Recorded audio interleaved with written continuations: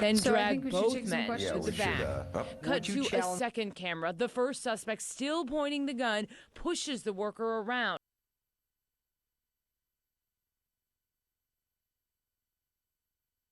So I think we should take some questions. Yeah, we should. Would you challenge Mayor Lightfoot in 2023?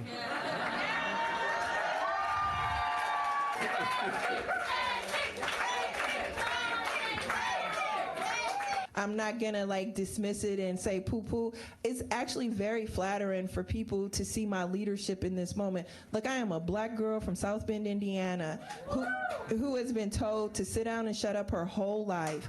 And so for people to be able to see me in this moment with my people and rep my people and what's needed for our students, it is humbling to hear that, and I am appreciative to be seen. It is so hard for women to be seen in this work. So I'm appreciative of that.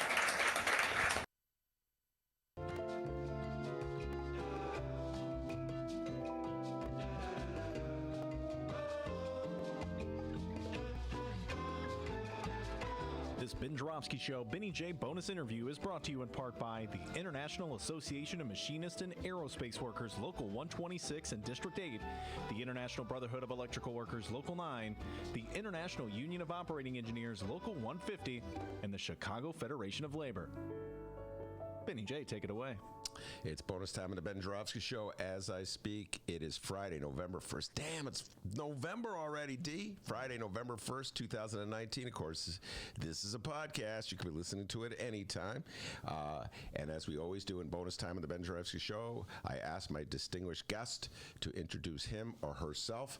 So, distinguished guest, introduce yourself. My name is Chris Giovannis.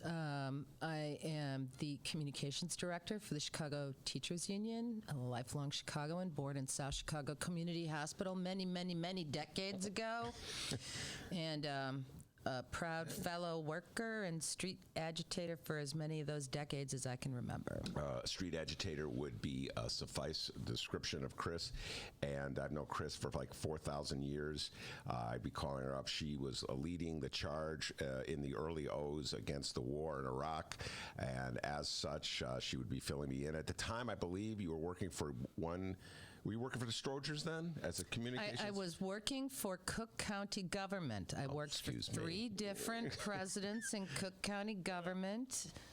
She's correcting me already. And I was the only publicly named whistleblower in that I'm just going to say one thing before we move. end of career disaster. John Stroger has never gotten the respect he deserves. When people talk about how great Daley was, Richard M. Daley, they talk about racial peace in Chicago, and a key component of racial peace in Chicago is the role that John Stroger played. That's my 2 cents about John Stroger, and well, John Stroger cared about black people. Yes, he did. Richie Daley cared about controlling black people. It's kind of a difference. Whoa, that is deep, man, but it's true. And by the way, John Stroger also had tolerance for you because you were a troublemaker, and you were in your day job, you were working for Cook County government, and in your private life, you're, as you said, a street agitator. And he never once, as far as I know, tried to censor you or punish you. And I always appreciated that John Stroger, I really liked John Stroger. I liked him as a human being, you know. I just thought he was a good guy. And he never tried to punish you, did he? Nope. So let that be. I can't say that of all management at Cook County government. But John Stroger, who actually cared about black people, never tried to punish me for trying to read between the lines of what Chris is saying. Anyway, when I called and asked Chris to be on the show, the first thing she said, all due modesty, don't you want Stacey? That would, of course, be the legendary Stacey Davis Gaze, or as she's known in this show, SDG. But as I pointed out to Chris, Stacey's been on the show many times. She was on the Fran Spielman show this very day, and on Tuesday she'll be at the Hideout with Maya and myself. So let's bring Chris in, all right? And so you were so kind to oblige me. All right, and you're a director of communications. In the old days, they called that a press secretary for the Chicago Teachers Union. The Teachers Union strike officially ended, I think it was last night or yesterday. I've lost track of time.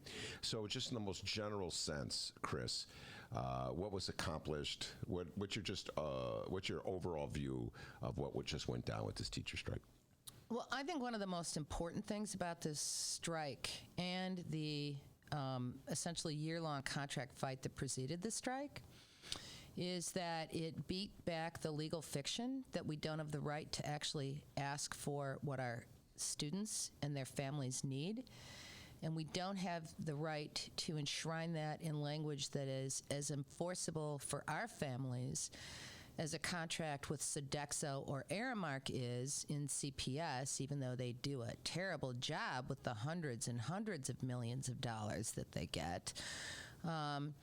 It's as enshrinable in an enforceable contract as the Lincoln Yards handout for a bunch of rich so-and-sos who are going to build another neighborhood on the public dime, not for the public per se, who forked out the dough for that public handout, but for rich people as a new playground in blighted Lincoln Park. Blighted in quotes. So, I think that basically what we said is ordinary working class families in this city, the low income families that are the backbone of this city, the people that the city itself cannot be sustainable without. But because they're black, because they're Latinx, because we live in an age in a city fraught with institutional racism and vicious classism, that we have as much right to assert for those families whose children we teach that we have a right, whether or not you say it's enshrined in the law, that goes beyond that piece of paper that you jammed through to seize our rights and seize our capacities, and we will seize them back by any means necessary. All right, now let me just help people out a little bit. What Chris is alluding to, in 1995, the state of Illinois passed a law. They called it education reform. That gave almost all the control of the Chicago Public Schools to the mayor at that point, Richard M. Daley, including the right to appoint the school board. And that's the situation we have now with the school board and the CEO of the schools. And in addition to that, buried within that language buried within that law was language that prevented teachers in the city of Chicago from negotiating over class size and over wraparound employees like nurses, I'm ready, boy. librarians, social workers, etc. All right, everybody, we're ready to go here. Hey, if you want to hear the rest of that interview with Chris of the Chicago Teachers Union, well, go download it at both Chicago Sun-Times and Chicago Reader websites or wherever else you download your favorite podcast. Of course, download it and listen to it after today's show that we're about to bring to you. And, well, speaking of today's show that we're about to bring to you, the last few weeks we've been doing this, and I guess we're going to keep it going here. Live stream chat, where you at? Weigh in. Ben Joravsky, what is our song of the day today? Oh, I don't know why I'm thinking of this song. I don't really like this song that much, but I think I was thinking about it because today's show, we're going to have two different ideological points of view from Democrats. And so I thought of torn between two lovers, feeling like a fool. You know that song, D? No? No. No. Okay. No, I don't. Yeah, well, I forget who sang it. But it was a long time ago, and I never liked it. But I was thinking about, well, you know, we're having two different views. And Who sings that song? Ben, how's it go again? torn between two lovers, woo, feeling like a fool. All right, live stream chat, where you at? If you know who sings that It's song, such a please bad weigh song. in. I actually just remembered who sings it. I remembered. Oh, well, let's see if the live stream chat can weigh in. Well, nobody is weighing in on the live stream chat. That's because today. we scared off with that song. How about if I bring back Boston? Island living with indecision. Let's just start. Okay. Your Ben Joravsky show for, what is today? Thursday, November 7th. November 7th. Is that right? Let me look at the paper. Hold on. Correct. That's correct. All right, your Ben Joravsky show for Thursday, November 7th is just moments away. But before we get into that, we need to thank the following unions for jumping on board and sponsor. Oh, okay. Oh, we got our good friend Pat Whalen weighed in here.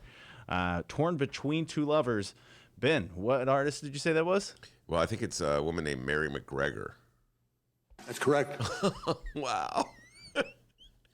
All I right. can't believe I got that right. Your Ben Joravsky show for Thursday, November 7th is moments away. But before we do this, Terrible we song. need to thank the... Okay. Well, say how you really feel.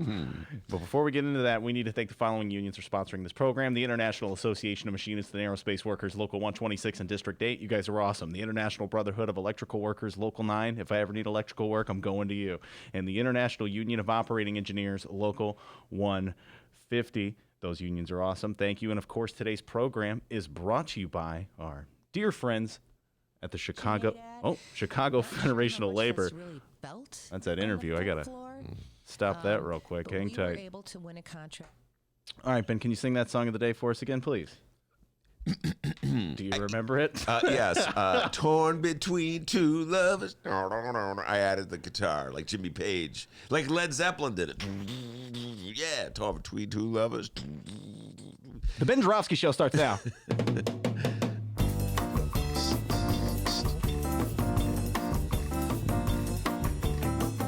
It is Thursday, November 7th. Boy, that is annoying sounding, Ben. Those symbols you're doing there. And live from the Chicago Sun-Times Chicago Reader Studio on Racine Avenue, this is the Ben Joravsky Show.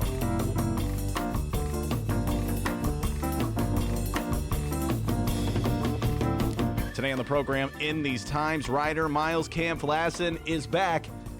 And we welcome political consultant PC Peter Cunningham.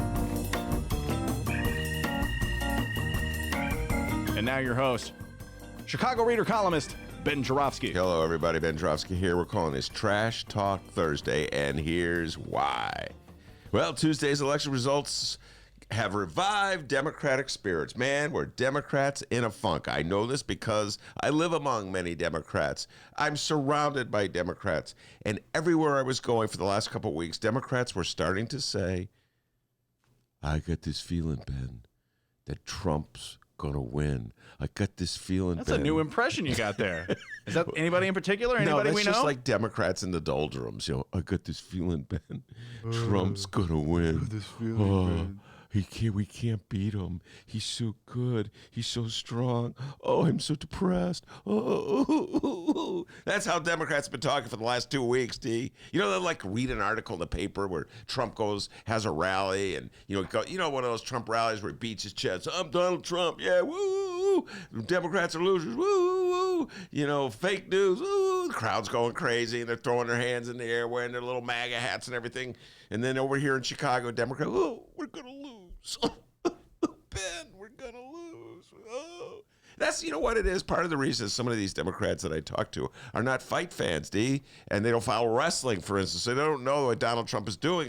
He's stealing a page from wrestlers and boxers, the trash talking before a fight. So he's mastered that art. I give him credit for that. He's really good at that. But it doesn't mean that, just because you pound your chest before a fight doesn't mean you're going to win the fight. Before every Super Bowl, pretty much there's at least one guy in a losing team that says, guaranteed we're going to win. And guess what? They lose. All right? It's just trash talking before a sporting event. That's what Donald Trump's doing. But so many Democrats, they're so scared. They still have post-traumatic stress disorder from the 2016 election. So they just think they're going to lose automatically. It doesn't even matter what the polls say or what the most recent election results are. They just think they're going to lose because they hear Trump trash talking. Democrats are so scared right now. Anyway.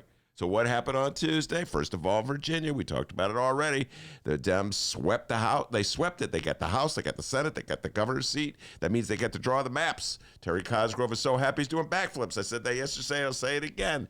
The fair map movement in the state of Illinois. Even with that hurt leg, he's doing some backflips. He is so happy. He sent me a couple texts yesterday, or emails. His preferred form of messaging is email, just so you know that. And he was very happy. The Dems get to draw the map. As I've said many times, the whole fair map movement in the state of Illinois is a game for suckers. The Dems should get involved. They should be very careful and cautious because they're getting suckered by Republicans who have no interest in creating fair maps. They just want to create Republican maps. Meanwhile, in Kentucky, Andy Beshears, the Democrat, has defeated the incumbent Republican Matt Bevin. And that was Trump's candidate. Matt Bevin, God damn, what a bad candidate he was. But anyway, Trump had gone down to Kentucky, on a Monday, and made the race for governor all about him. Where was that quote? He went down to Kentucky, and he said that Matt Bevin has to win because if the evil media would say, quote, Trump suffered the greatest defeat in the history of the world. And you can't let that happen to me. That's what he said. It was all about him. What happened? The voters elected Andy Beshears, the Democrat, and defeated Bevin. So if it was all about Trump, Trump lost. All right, now he's singing a new song. I got to give Trump credit, man. He is something else. He tweeted out, won 5 of 6 elections in Kentucky, including 5 great candidates that I spoke for and introduced last night. Like, his endorsement had anything to do with any of that. Because the main endorsement that he gave was for a candidate who lost. So he's just trying to trash talk his way out of that. He's singing a new song. But here's the deal. This is going to go on for a full year. It's going to be the same old thing with Donald Trump. And ratcheted up with impeachment heading his way. Every time impeachment gets a little closer to him, every time there's an important witness that comes out to testify against him, he's going to hold another rally. He's going to pound his chest. He's going to proclaim that the people are with him and that he's going to win again. He's going to mock and taunt and make up nicknames about the Democratic candidates. And my only request to you Democrats is stop being so scared. The man is all talk. We got a great show today, everybody. Miles Kampf-Lassin will be here from In These Times. Now, we have this thing set up. I didn't intend to do this, but it sort of happened this way. Miles will be talking about some of the election results of this week, political trends in this country, talk about the Chicago teachers strike, and where we are going and the best direction to take Democrats in order to be victorious in the coming year from a sort of a lefty perspective. Miles is a regular visitor, as everybody knows, on Thursday. And then Pete Cunningham, one of the few ROM Democrats in the city of Chicago who actually likes me, will be showing up and be giving his more mainstream centrist point of view so we can have a debate. And if you heard our Benny J download with Peter Cunningham that we did a few months back, I'm sorry to, let you down here, but no, he's not bringing his guitar. A talented musician would be here. PC is one of the few centrist Democrats who can play the guitar. A lot of people didn't know that. And he's quite a good guitar player. He sang a song the last time he was here. And so I said, Pete, bring your guitar back. No, man, I think he's thinking that, I know you thought good singing was going to happen on this show today. Sorry, but it's not. PC thinks, they just like me for my guitar. I'm going to see if he brings me back if I don't bring the guitar. Well, maybe you and Pete can do a duet of today's song of the day. What was that song again? Torn between two lovers. Ooh. You know what? We have the piano in the corner there, Okay. the keyboard. Yeah, Maybe you're PC right. can play the keyboard. There you go. And we got the guitar, of course, has no, in the corner there without strings. No strings. A stringless guitar, So anyway, we're going to have a great political debate of sorts between two factions of the Democratic Party, the centrist faction and the lefty faction. And I'm looking forward to that. But before we do any of that, the young man from Alton, the man they call a doctor, with the news. Only you call me that. How's it going? I'm Dennis. Let's unpack what's happening in Chicago and/or Illinois this afternoon. First up, J.B. Pritzker. Today on our Illinois governor's schedule, a trip to the opening of Google's second office on Carpenter Street, and that's, of course, right here in Chicago. No offense, Pontoon Beach, Illinois, but I don't see a Google setting up shop in your town anytime soon. No, you know what I mean? it's not coming to Pontoon. Where is Pontoon? Oh, Pontoon Beach. Oh, excuse me. It's in Illinois. It's right near where I grew up, by Is there a Granite City. beach there? There's a lot of pontoons. Okay. Not one damn beach. Okay, all right. Pritzker's then off to Mundelein Village Hall for a bit, then to Skokie's Illinois Science and Technology Park to highlight Rebuild Illinois projects in Lake and Cook counties. By the way, Rebuild Illinois, a $23 billion infrastructure program. Yes, that's billion with a B. On to the Chicago mayor, Lori Lightfoot. No public events listed, and that's a good thing because, well, she has to talk with the press about today's breaking news.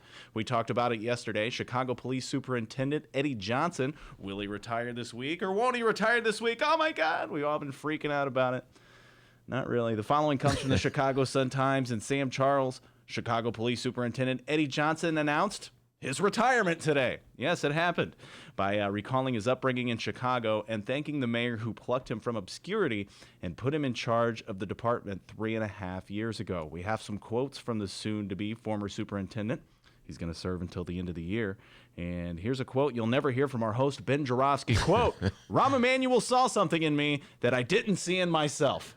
Well, yeah. You know what? Let him have his moment with Rahm Emanuel there, giving a little credit to Rahm Emanuel. By the way, can I just go back to that other story that you just talked about, Google, just for a moment before we do the Eddie Johnson rundown, D? Can I just do that? Thank you, sir. Yeah. I just want to say congratulations to all the economic development gurus in the city of Chicago who oversee the development of our city. Congratulations to Google. They decided to come to the city of Chicago. Congratulations to whoever owns the building, the landlord. It's not far from here, by the way, in the West Loop. So congratulations to one and all right? Good job, and I can understand why Governor Pritzker would go there to clip the ribbon, et cetera, et cetera. But let me just point this out.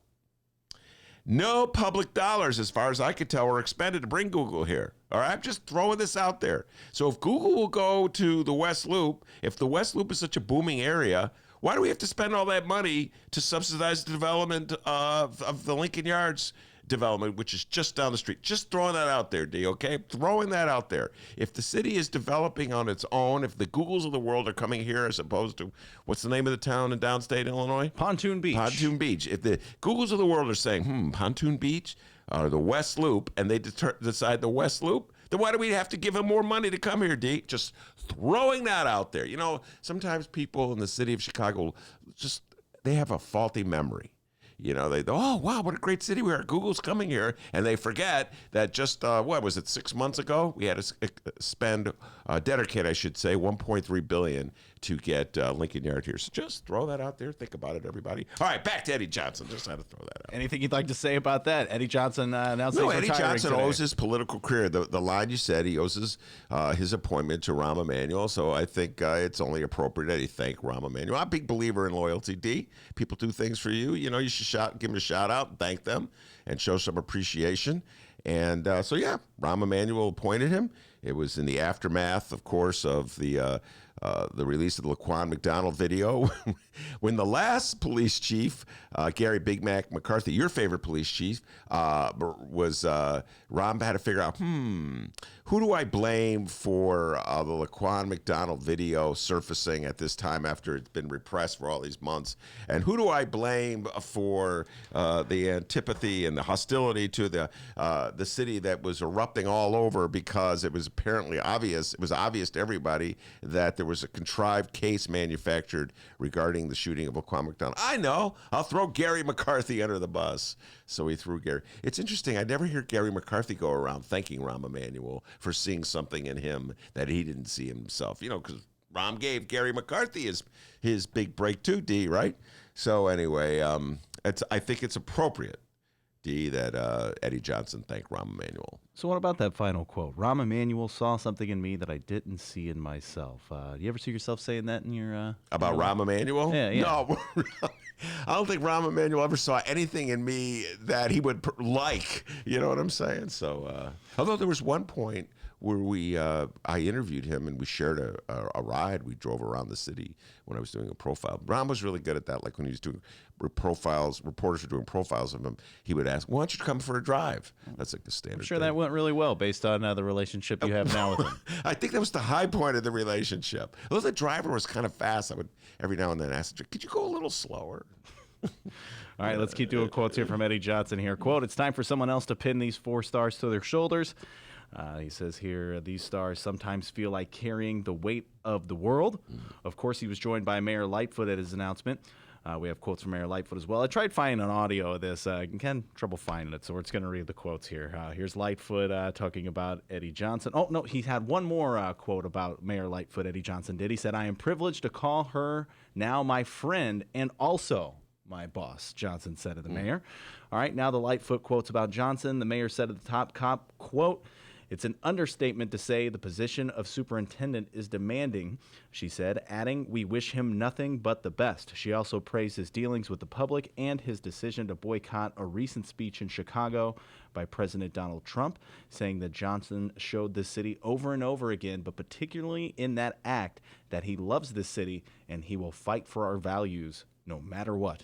Yeah, well, Eddie Johnson is a pretty astute political player here in the city of Chicago.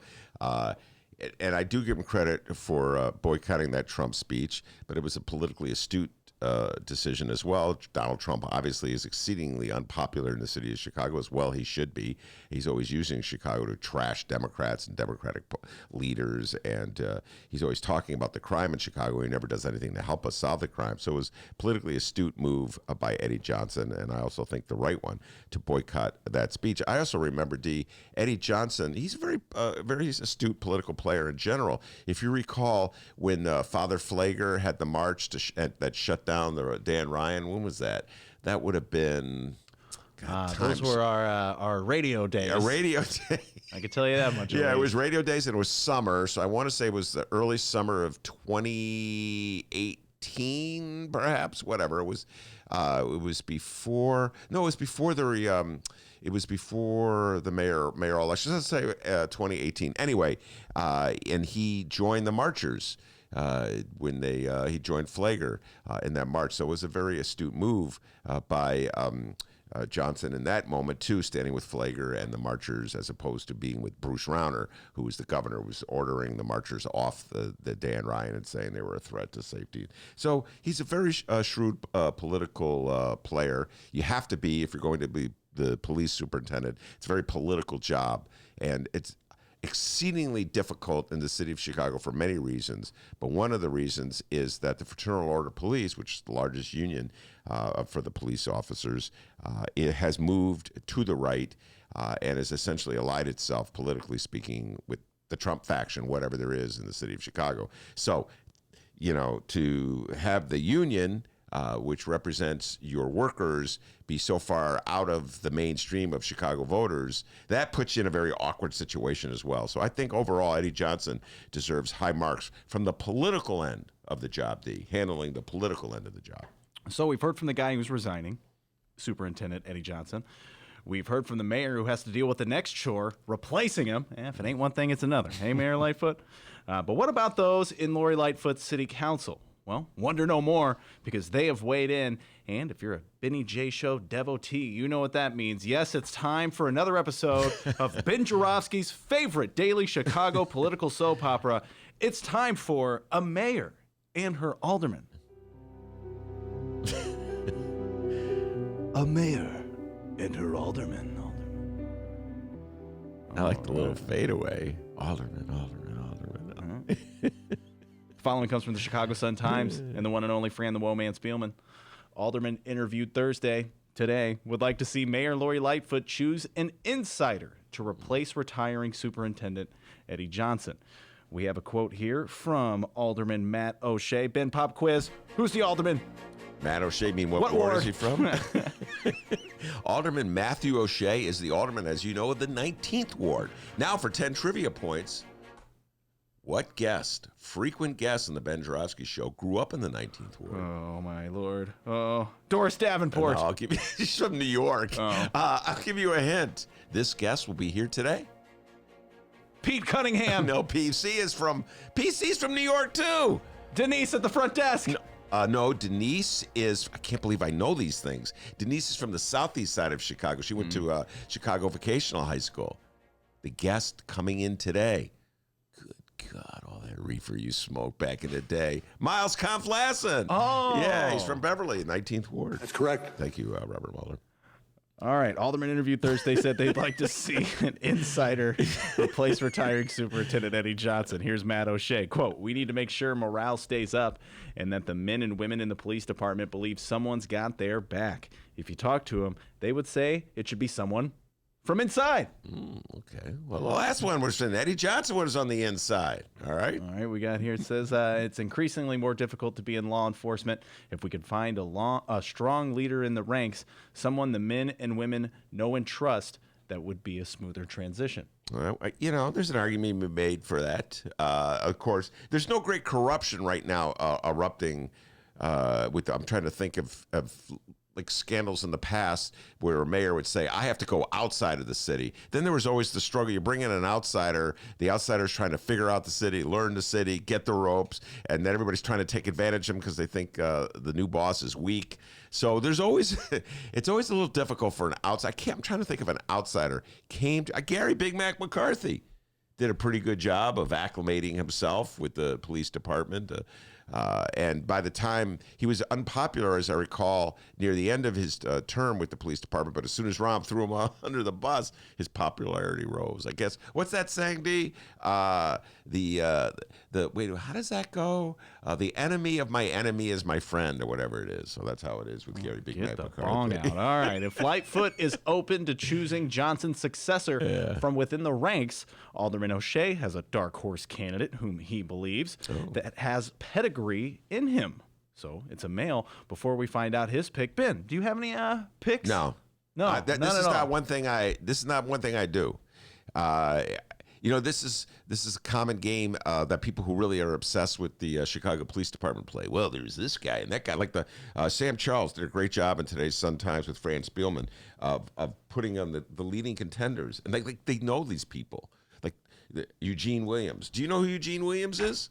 No. Okay, he was a CPD. My guess was Doris Davenport a couple of minutes ago. That was terrible. I don't know that. Eugene from New Jersey, but she Her family's roots are in New York. Pete Cunningham, I believe, is, don't quote me, from Bronx. Denise, you had her right. She is from the southeast side of Chicago, went to Chicago Vocational School, so you're right about it. But Eugene Williams was a CPD fixture. Anyway, the point is that people who really follow this stuff have like cops that they know and they've cultivated and that are sources to them. So a lot of times, you know, they'll, hey, do you want to, the source will say, hey, put my name in the paper. It would help me. So, you know, you throw the name out there. So anyway, I don't really know a lot of top cops, Steve. All right, well, this O'Shea fella does. His dark horse candidate, the Deputy Chief of Detectives, Brendan Deanahan. Brendan Deanahan is not on the list of Sam Charles and Fran Spielman. So, hey, Matt O'Shea, get together with Sam Charles and Fran Spielman and put that out there. It's interesting. Maybe that's, what is that, a trial balloon? You know, I'm so cynical and jaded, D. I'm just thinking that Lori Loeffler got on the phone with Matt O'Shea and goes, drop that name, get it out there and see what the reaction is. Oh, okay. You know? All right, O'Shea continues here. He says, quote, on Deanahan, he's sharp. He cuts through the BS, and he didn't say BS. Very candid, this O'Shea. He's respected. He's a hard worker, and he's done it all on his own. He's done it all on his own, just being the real Wait, police. time out. Are you reading from the Sun-Times there? Yeah. And did they spell out the word he said? No, they put BULLS-T. Holy, let me try to figure out what that could be. Shut? Ben, don't even go there, buddy. You've been doing really well at not cursing as the host of this show. I'm just trying to think what it could... You know what it is. Shep? No, it's a P, not a P. Let me think about it. Okay, go on. As a political pragmatist, O'Shea acknowledged Deanahan is a long shot, adding, quote, I don't think a white Irish guy is going to be superintendent anytime soon. Okay. Well, there you go. That just sums it up. So I guess what O'Shea's doing, he's there's a lot of cops in his ward. It's the southwest side, the Beverly area, and Mount Greenwood area. And so what he's doing is giving a shout out to a lot of Trump voters out there. I think there's a precinct in the Mount Greenwood, D, that had the highest percentage of votes for Donald Trump in the 2016 election. So that's Matt O'Shea's way of saying, hey, I see you. I'm for you. In my humble opinion, this would be the best guy. But, you know, the politics of Chicago are such that he won't be named. So I'm just going to name him to win over my constituents. There you go, D. We figured it out. How about that? So, you know, interesting politics being played by Matt O'Shea. All right. The article continues here. Nearly 4 years ago, the city council's Hispanic caucus was upset that acting police superintendent John Escalante was left off the police board's list of 3 finalists, forwarded to and subsequently ignored by then Mayor Rahm Emanuel. This time around, Hispanic Caucus Chairman Gilbert Villegas doesn't have a horse in the race, even though he would prefer to see Johnson replaced by an insider. Here's the quote from Villegas here. Under Superintendent Johnson's leadership, you've seen a commitment to diversity. You've seen him promoting Latinos in order to get that experience. There are some Hispanic people in the deputy chief and chief positions, but I don't know if they're ready to step up right now. Yeah. Well, my attitude is that you really should try to get the best qualified person for the job and not try to make it seem, you know, one of these games where we're going to show Villegas that he has the clout, et cetera, and so forth. And I don't think, it doesn't sound like Villegas is playing that game either. By the way, I'm not even quite sure that how important it would be to Hispanic voters across the city if it be a Hispanic candidate name. So I don't think it's as big as issue in the Hispanic community as it is in the black community. So there you are. That's what's going on locally in Chicago and or Illinois. Of course, we'll keep you posted on those stories as today's program rolls along. Hey, if anyone listening on the YouTube live stream chat has any suggestions for the new top cop, got a feeling this isn't something that our listeners are really too keen on here. But hey, feel free to weigh in if you got some suggestions. We'd love to hear them. Don't go anywhere, because coming up after this short little break, our good friend Miles Kampf-Lassin of In These Times magazine will be joining us. It's the Ben Joravsky Show, live from the Chicago Sun-Times.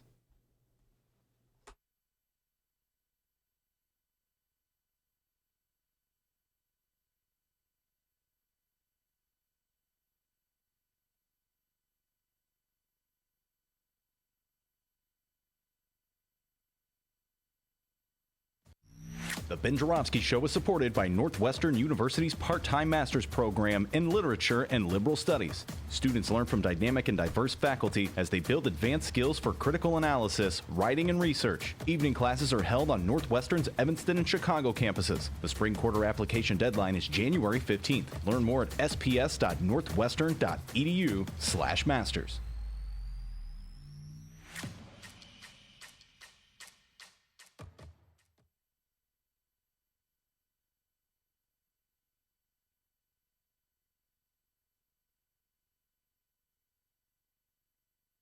Hey, everybody, what you're about to hear are the piano stylings of Jeff Manuel.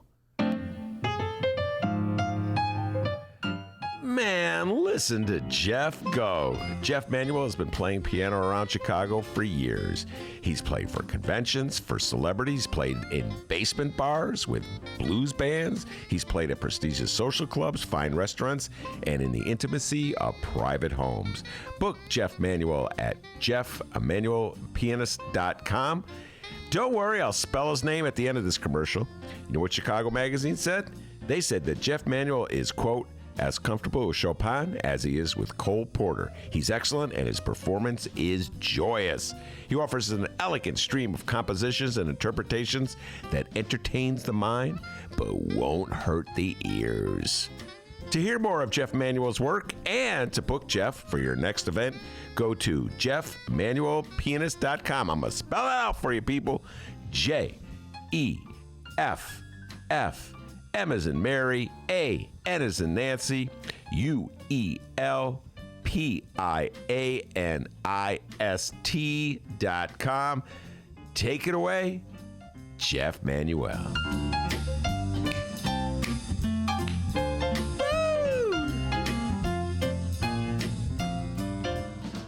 We've been unpacking this for a while now, y'all.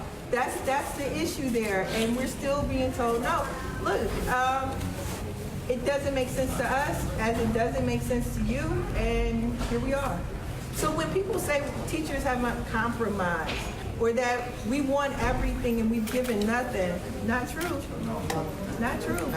Not true. Is there anything more specific you can tell us about what class size enforcement means in this tentative agreement? Let me tell you one component of it. Number one, class size is going to encompass the entire city of Chicago. That's one thing. That it has an enforcement mechanism that comes with resources to enforce it. But perhaps one of the most important things, I'm a teacher. I'm a high school history teacher. And I've taught in communities, Inglewood, Humboldt Park, and North Lawndale. And in those neighborhoods, we have less resources than we should have. And with this particular contract, all of those schools will get moved to the front of the line. The class size is going to come down. They're going to get nurses, and they're going to get social workers because we're going to make priorities. We're going to move priorities there. And that's a good thing. We know that there are educators leaving those teaching environments 6-1 because it's so difficult without the resources that they need to complete the job. So in this contract, we want to respect that, and we want to get stability in those places. We want the students to have what they need and the workers who are doing the work with them to have what they need as well.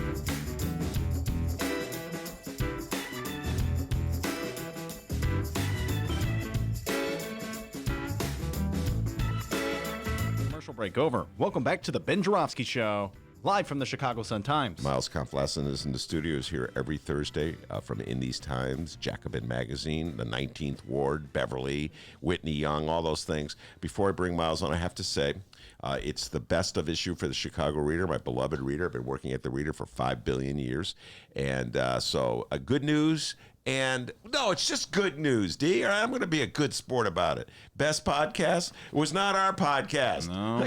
We got to fix this vote, man. How can I lose in my own hometown? Come on, readers.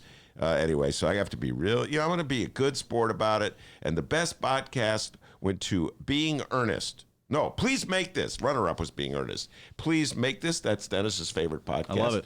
I love it. So congratulations. Please make this. And I'm a good sport. You won. You're victorious. Pick up the marbles, you mother. Beep. No, I didn't say that. Oh, wow. Come on. That's not going to get us the board next year. Now, here's one. Miles be interested in this one. So, best elected official in Chicago. And the readers chose, drumroll, Mayor Lori Lightfoot, and the runner-up was Alderman Carlos Ramirez Rosa, and the finalists were Alderman Matt Martin, a frequent guest on this show. Carlos, a frequent guest on this show. Oh, yeah. Lori Lightfoot came on this show. One time, probably the only time.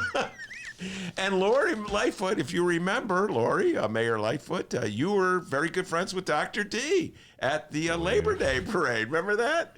Man, back in those days, nobody was talking to Lori Lightfoot except Ben Joravsky and Dennis. Now she, of course, is the mayor of the city of Chicago.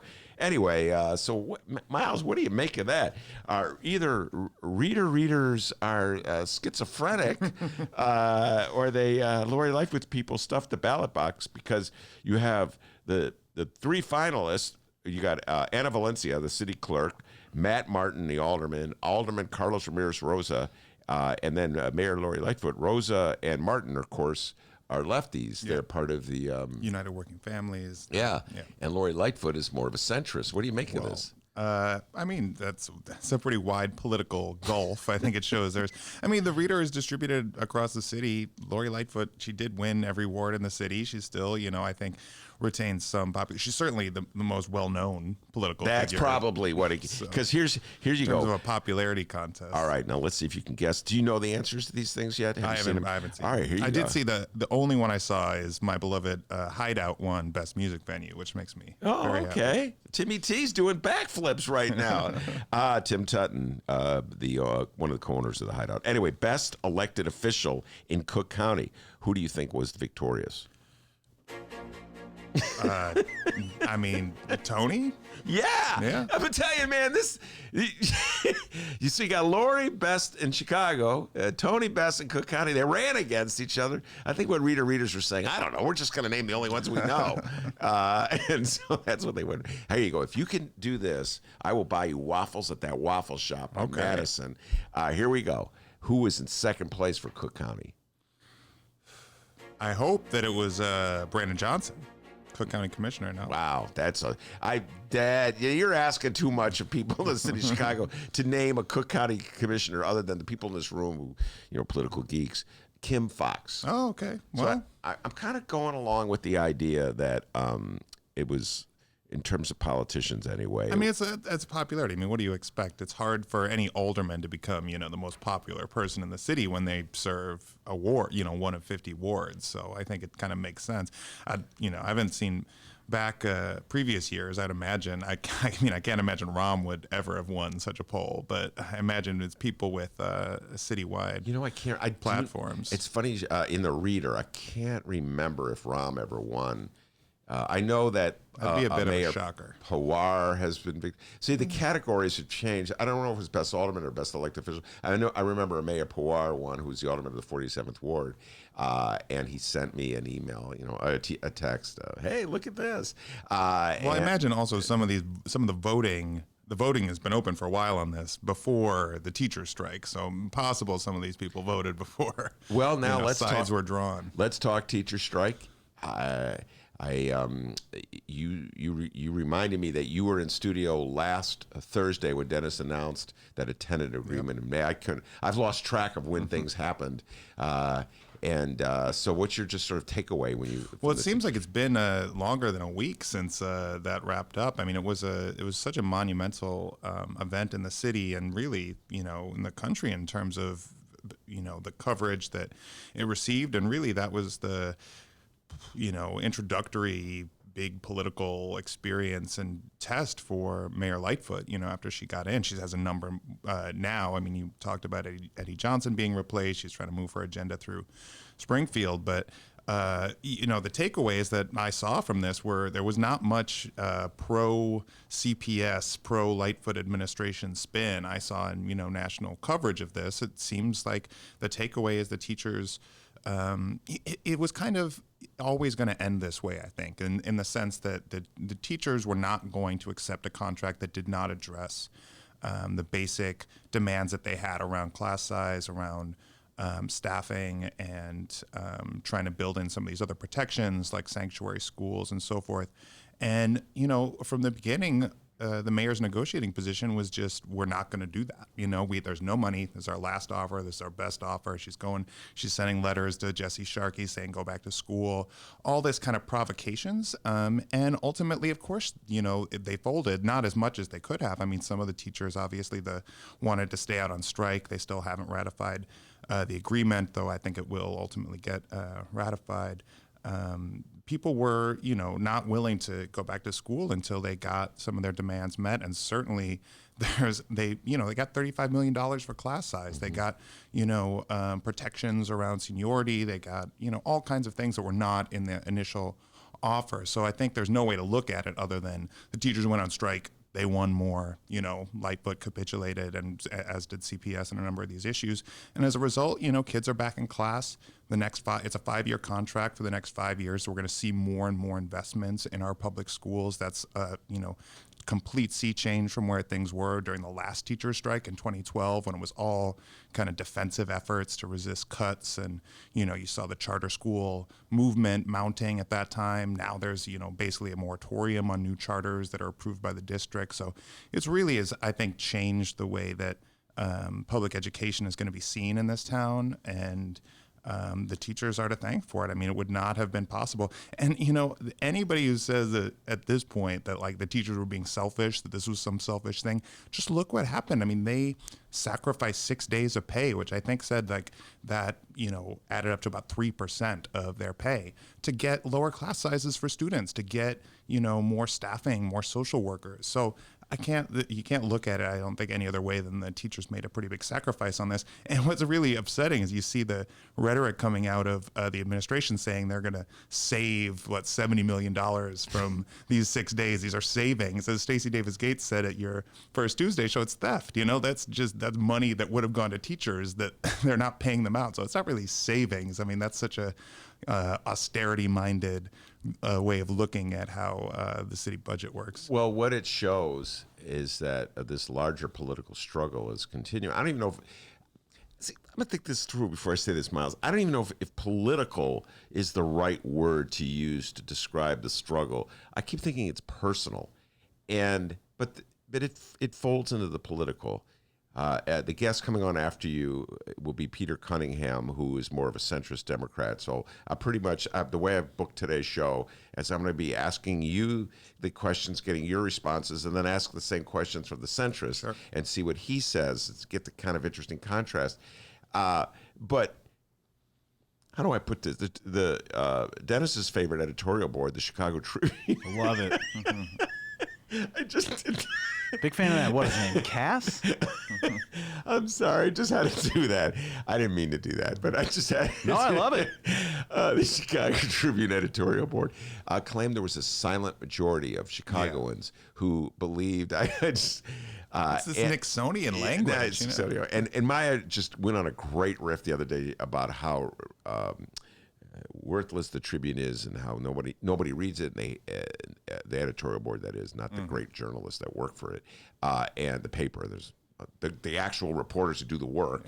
But I do believe that they represent a mindset in the city of Chicago. I do believe that they speak to a certain segment of the population that just has a knee-jerk hostility to the teachers union.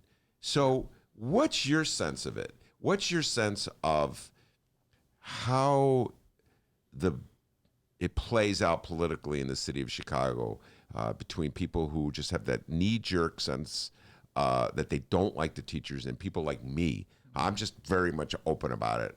Pretty much anytime the teachers go on strike, I'm going to be with the teachers. And this was back in the days when they were led by union leaders, Miles, who didn't even like me, okay? So how do you view it? What's your sense of how Chicago falls? It's hard for me to imagine. I mean, teachers are everywhere, right? That's the one thing about this. Not an interest group. These are 25,000 Chicagoans that have to live in the city. They're spread out across every neighborhood, every ward.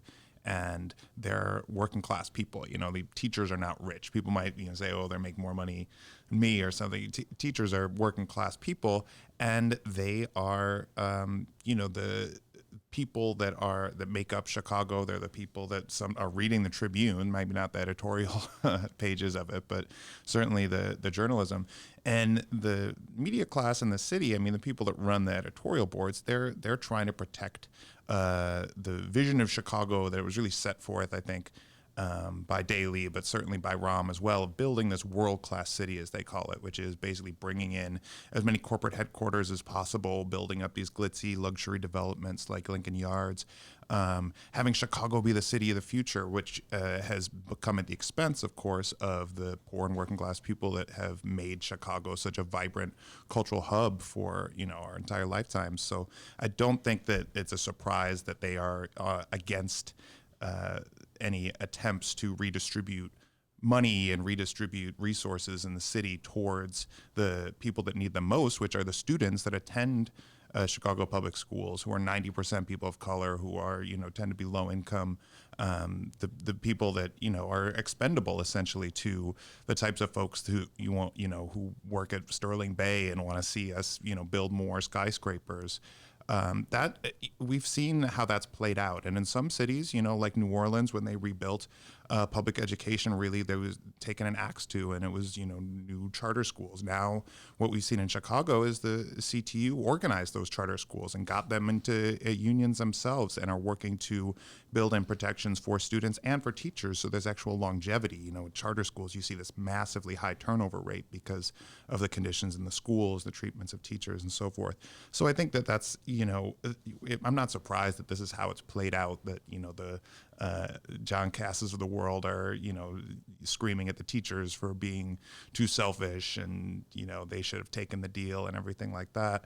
But they're showing a different vision of how social justice unionism can play out, and I think that that's going to be taken up by more unions as the years progress. I mean, that's one of the huge takeaways from me from this strike, was the ability of Local 73 of SEIU to stand with the CTU and show labor solidarity in action, and say, we're going to stay on the picket lines until you have a contract. It's something that the business class in the city is not used to. They're used to kind of a divide and conquer strategy, and that certainly played out during the 2012 strike, when 73 and CTU were kind of at each other's throats. This time it's complete opposite. They were standing in solidarity. The mass protest they had outside of the Lincoln Yards site a day or two before the strike ended was just filled with red and purple shirts, because it was people, SEIU already had a tentative agreement at that time, but they were still out in the freezing rain with the teachers. So that I think strikes fear into the heart of the kind of corporate class of the city that would much rather have workers fighting one another while they're scheming to build their new luxury villas in the city that will not be open for business to people like you and me. Yeah, and I also think that there's a section of Chicago that's really invested in Lori Lightfoot succeeding, even if it's just a psychological investment. They like her, they voted for her, and she represented something they wanted to see at the forefront of Chicago. And so the teacher strike was negative news for Lori Lightfoot. So I think there was a knee-jerk reaction. Some of my dear friends had this reaction. Their teachers were making Lori look bad. The teachers. Well, I mean, I'll just say I'm invested in Lori Lightfoot being successful, but it's just successful at what? I think she should be successful at creating the kind of city that she talked about on the campaign trail, one where there's equity and one where there's justice and one where we have the resources we need to be able to build our neighborhoods back up so that they're not completely disinvested in and there's no resources for them. So I'm invested in her being successful, but not successful at just doing the classic corporate giveaways like Lincoln Yards and approaching politics as if it's a business. And that's, I think, unfortunately what we're starting to see. I hope that does not come to define her mayorship, and I hope that she fulfills a lot of the campaign promises she made. But even this issue around the real estate transfer tax, I was at public meetings where she said she was going to prioritize funding homeless alleviation programs through that program, and now there's people in the state legislature saying follow through on that, basically. And she says, no, we need that money for the budget. That would be irresponsible to earmark it all for one thing. Well, we have a homelessness crisis in the city, and we need, bold solutions to help solve it. So that's an example, I think, where she could be successful, but I don't want her to be successful at doing things that I think are going to make the city less equal and less just. Well, Fran Spielman from the Sun-Times wrote a very good column or analysis not long ago talking about the difference between campaigning and governing. And she pointed out went down a list of things that Lori had promised when she was running for office and how she's changing. It's a good column. I urge everybody to read it. All right, let's move national. You wrote a very interesting article for In These Times about the Kentucky gubernatorial race. I've talked a lot about it 2 days in a row. I took great delight. Andy Beshears, the Democrat, edged out Matt Bevin, who was the incumbent Republican. This guy was a Trump Republican, if there ever was one. A forever Trumper. Trump always talks about never Trumpers. Yeah. This guy was like a forever Trumper. And President Trump went down to Kentucky on Monday, the day before the election, and he said, "This is all about me, ladies and gentlemen. If oh boy Bevin losing it's the greatest loss to the Trump presidency of all time. So you got to do it for me, do it for the Gipper, so to speak." And Beshears beat him. Yeah, well, he's still in classic Republican fashion. He refuses to concede, of course, and so they're doing a recanvass. It's not an actual recount yet, so the AP has not officially certified it, but it's 5,000 votes at least separating the two of them right now. So I think it's quite clear that Beshear is on top. He's already started, moving into transition team period and everything. And Bevin, this is the same guy who, speaking of teacher strikes, there were these teacher walkouts earlier this year across Kentucky, these sick outs that teachers had that shut down districts across the state. And Bevin's response to that was to say that they were basically allowing for sexual assault to occur. He said, he had this quote saying, "I guarantee a child has been sexually assaulted." He talked about them getting poisoned, all these horrific things. He was blaming the teachers taking labor action on. And this was, just vile language, I think, and it was rightfully seen as such. It wasn't just Democrats and educators in the states that were throwing their arms up in response to that. Even state Republicans were saying that that's disgusting language for him to use. And the teachers said, remember in November. That's become a slogan of these teacher strikes across the country, and it's channeling this labor action into the electoral arena. And it's something that we're seeing more and more of as these teacher strikes spread. I think we'll see it in Chicago as well. Once you get people riled up like that, and they know who, then they see who their enemies are, who's standing with who.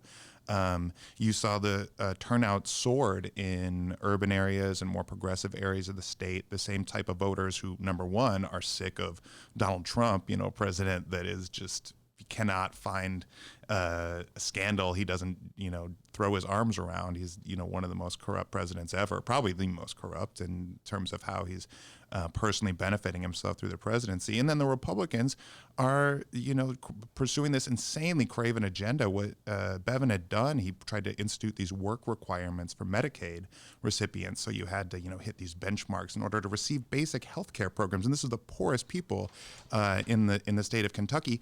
Then the federal court threw that out. And so instead he stripped the vision and dental coverage for Medicaid recipients across the state. Is kind of just a way to say, hey, screw you, This is somebody who clearly does not have the interests of working people in his state in mind. So I think that the voters saw that and they chose somebody who they knew was going to take another direction. Bashir's promised to make sure no teacher in Kentucky makes less than $40,000. He wants a $2,000 across the board pay raise for him. I'm not saying Bashir is Bernie Sanders, but he's definitely this is deep red Kentucky. Yeah. This is Mitch McConnell's state, and a Democrat just won the governorship. Yeah, and that's a good point because I'll be discussing this throughout the day a lot in the coming months.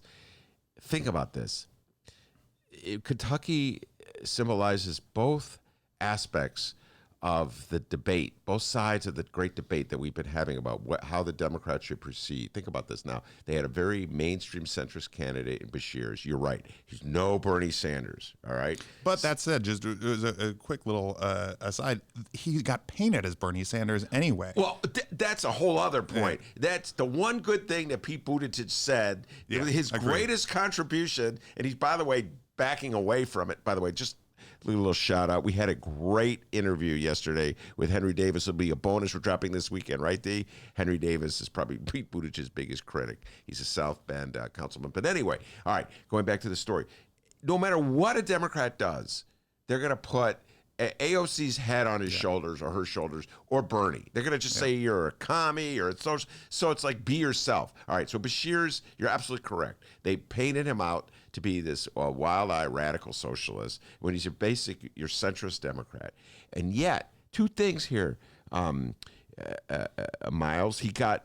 They talk about two trends. One, great emphasis on suburban voters who had gone Republican in the past, going Democrat for Bashir's. They say that was anti-Trump. And two, they talk about the turnout that was inspired by the teachers who were in November attitude about how they're going to pay back. And in the way it is in Chicago, those are viewed as, rivals. The cockamamie way we things do in the city of Chicago, this weird city that we have, where, a mayor feels compelled to be at war with the teachers union. I guess that's, you get a bonus or something in your salary if you do that.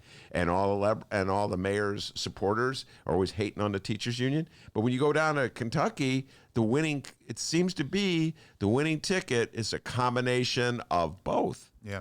I agree. I think that's what we saw. I mean, teachers were stark raving mad about this guy, and they, showed up to the polls. I think it increased by almost doubled the turnout from the election in 2015.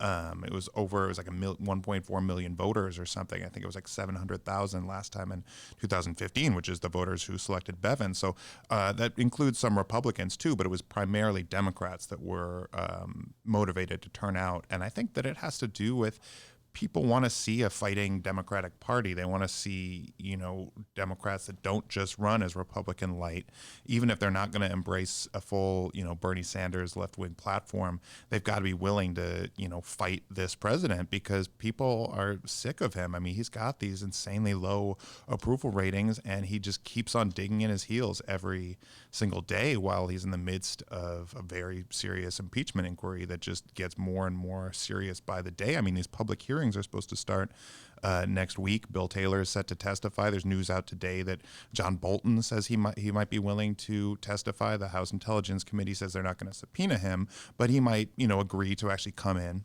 and testify against his president, which who knows what could be revealed. I mean, I have been, a massive John Bolton critic. I think he's one of the most psychotic warmongers of our time. And yet he has also called, Rudy Giuliani's and Trump's scheming around this a drug deal. He said that, what's going on with Zelensky and the withholding of the funds for the Ukraine was criminal behavior, essentially. So if he's willing to go on the record, we could start to see this snowball pretty quickly with the president. And even besides that, I mean, this is somebody who, there's a report out today that over 5,000 children have now been separated at the border since July of 2017 from their families. This is, somebody who's ripping kids apart from their families at the border. This is a human rights catastrophe and crisis that Trump isn't just overseeing, he's bragging about. He's proud of it. And I think, no matter where you go in this country, immigration reform is popular, and,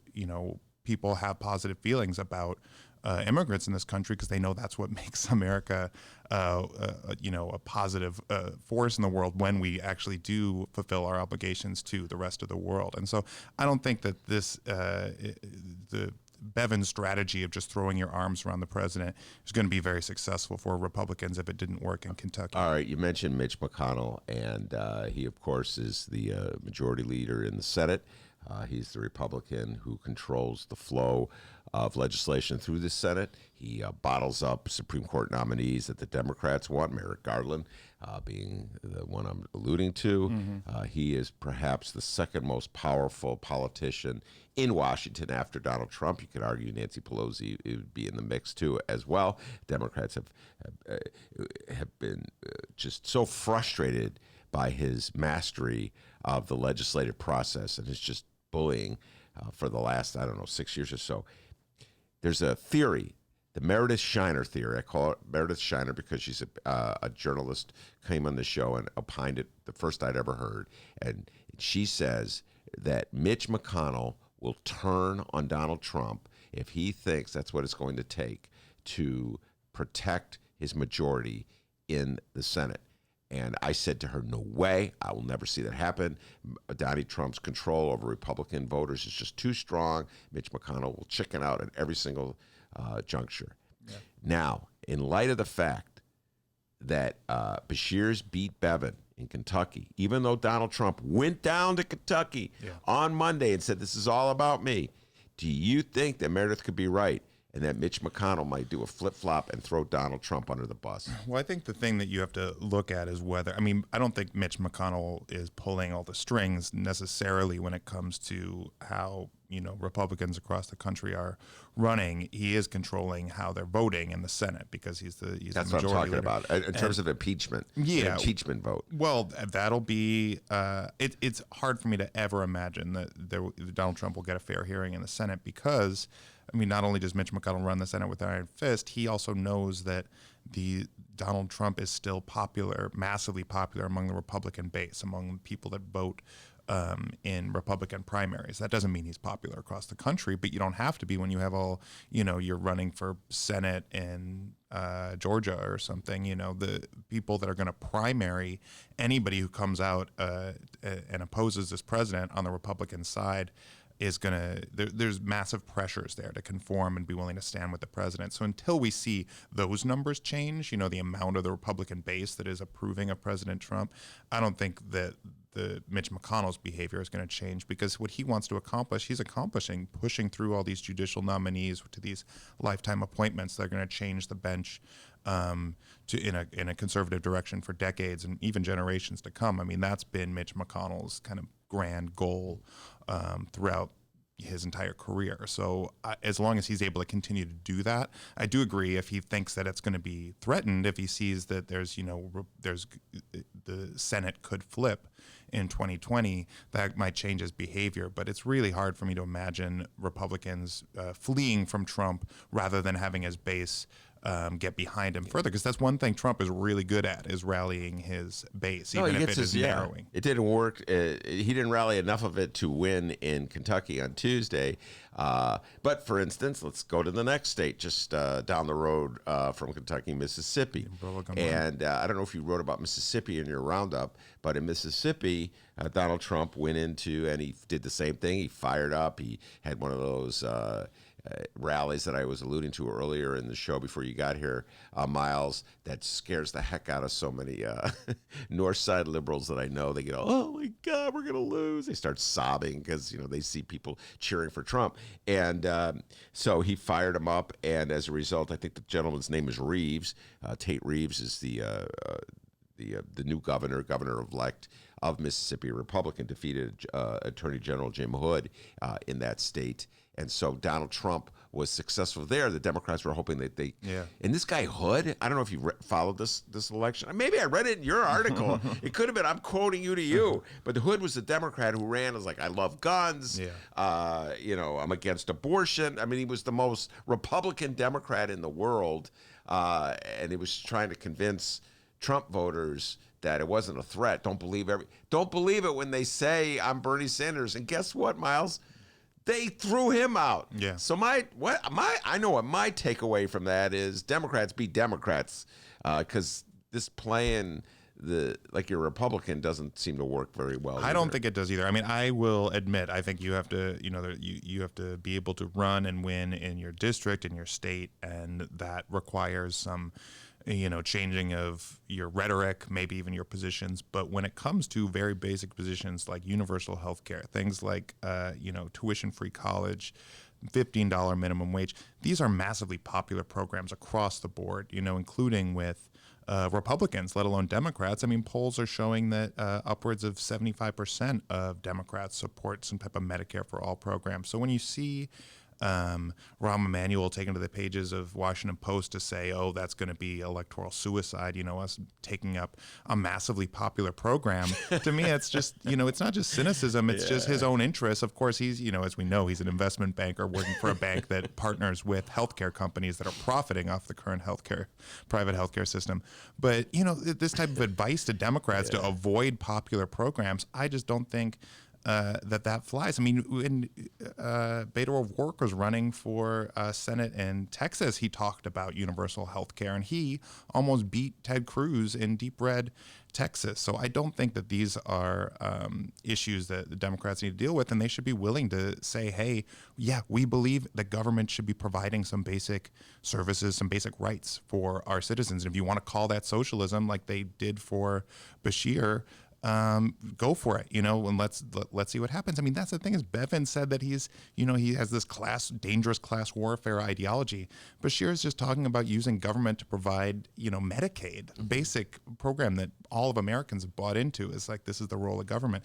So if we can accept that, let's accept the government should provide health care to everybody. I don't think that that's a hard argument to make for Democrats across the country. And if you look at the polls that came out this week, Bernie Sanders is beating Donald Trump in the all-important states of Pennsylvania, of Michigan, of Wisconsin. These are the states that we need to win back if we're going to defeat Mr. Donald John Trump. Yeah. Did you? All right. Now you just segued into one of my favorite topics, and I think I've had this conversation with you. Can't remember who I've had this conversation with. It may have been Micah. I just can't. I think might have been Micah, and that is another writer for Jacobin, and that is that there's a bias against Bernie Sanders on the part of the New York Times. So I can't remember which one of you said this to me. We both did that talk, and Cindy Ember was the person we were talking about. Who's just the correspondent. So the kid wrote the story for the New York Times, Nate Cohn, who's their new pollster writer. Yeah. And he was the theme of the story was that that Donald Trump was doing very well in the key states he needed to win to win an electoral victory, a re-election. Cohen's doesn't matter what the overall vote is. Donald Trump is will probably lose by more votes that whoever runs against him that he lost to Hillary Clinton, but he's doing very well in these key swing states. Yeah. And then he got into this thing where like the only guy who's the best guy against him is Joe Biden. Then when you look at the numbers, Bernie Sanders, the New York Times, man, Bernie Sanders was like whooping Donald Trump in almost every state. And then he goes, well, those are not likely voters. I'm like, man, to quote Lori Lightfoot, you keep moving the goalposts here, So what's your take of this? Well, I'll give a little plug. The recent In These Times issue that just went to press, which will be out soon, our December issue, actually is on an investigation into MSNBC's coverage of the presidential primary and how they have completely ignored and essentially blacklisted, given a blackout to Bernie Sanders in their coverage. He's gotten far, far less coverage than Elizabeth Warren or Joe Biden, and the coverage he's gotten has continued to be more negative than it is about any of these other candidates. This isn't an outlier. This is, become commonplace. This is defined coverage of the candidates both in 2016 and in 2020, and it's just because Bernie Sanders is not seen as a serious candidate by much of the pundit class because he is so far outside the box. I mean, today he released an immigration platform, a plan that is far more ambitious than anything that we've seen so far. I mean, Joe Biden doesn't even have an immigration platform right now. All he said is that he doesn't want to decriminalize border crossings, and you saw him on the debate with Jorge Ramos defending, Obama's immigration record, who deported more immigrants than any president before. Bernie Sanders' plan just came out. He said he wants to, take ICE and the Customs Border Patrol and redistribute their functions into other agencies so that we don't have these agencies that are simply dedicated to removing people from their homes in this country. And as I said, we've gotten over 5,000 children separated from their families at the border. This plan would end that. So there's a lot of energy, I think, behind the type of policies that are coming out, but the media doesn't love to cover that. That's not that doesn't really align with what they see as this race, which now is they're building up Pete Buttigieg every time they talk about it, because he's flooded Iowa with money. You've seen is what you've seen, and because of that, he has raised himself a few points in the polls.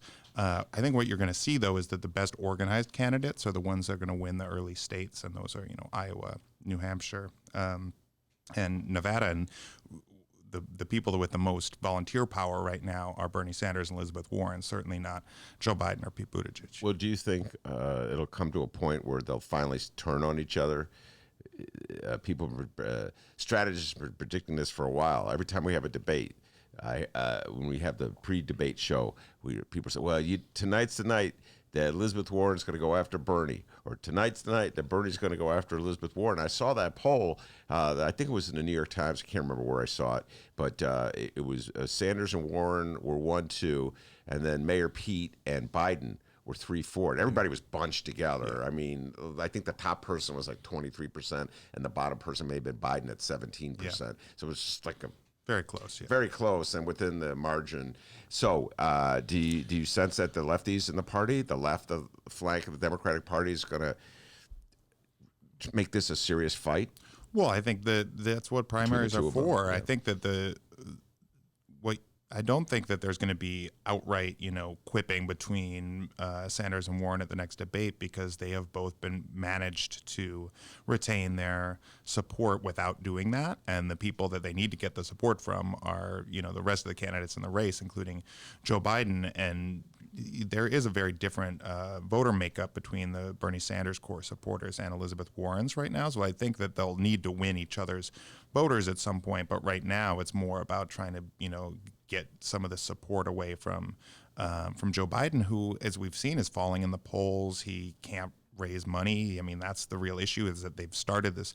He's now given the green light to this super PAC, which he said he wouldn't take any corporate money. So this is going to become more of an issue. And the people that are pushing this super PAC for him are the people behind Third Way, which is the Wall Street funded think tank that has supported so many moderate candidates in the past, and healthcare executives that are going to be part of his super PAC. So he only raised $9 million, or only had $9 million cash on hand. About Joe Biden versus $33 million for Sanders, $25 million for Warren. So that's a real problem for him to be able to compete in these states and compete through Super Tuesday, especially if he doesn't win Iowa. That's going to be a major challenge for him. I probably the only lefty in America with fond opinion of Joe Biden. That's correct.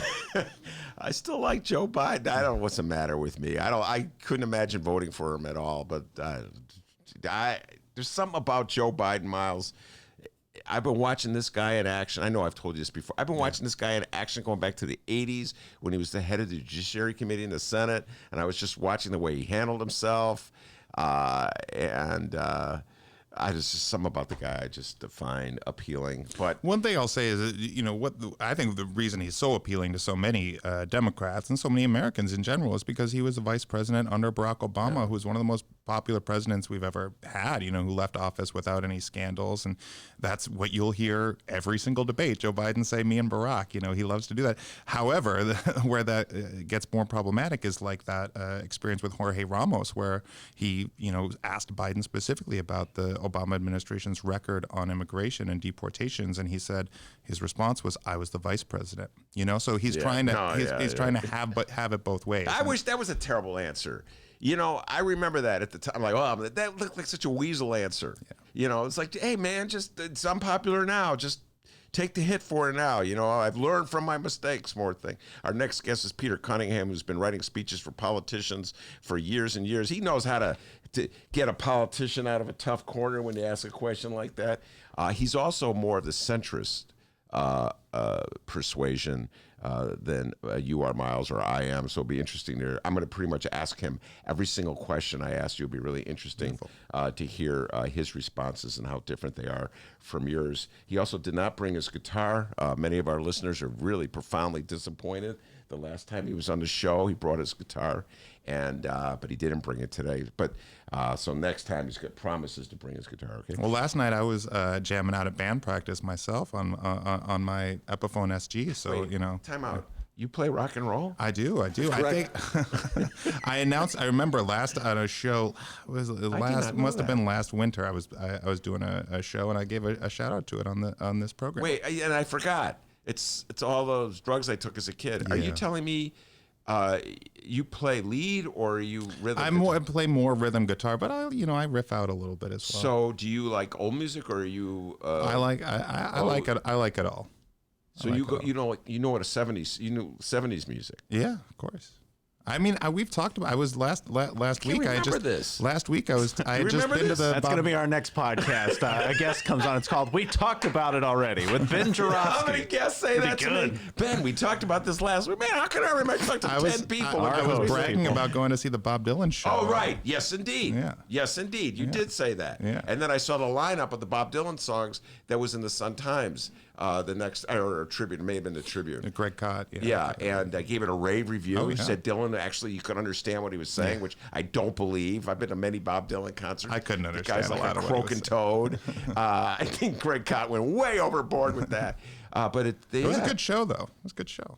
Yeah, anyway, yes, indeed. Now it's coming back. It's flooding back. Miles, before you go, tell folks where they can follow you, read you, and all that good stuff. Well, I have a story out right now in these times on the Kentucky election and some of the broader takeaways from the election. So read that at inthesetimes.com. Also, you can follow me on Twitter at Miles K. Lassin.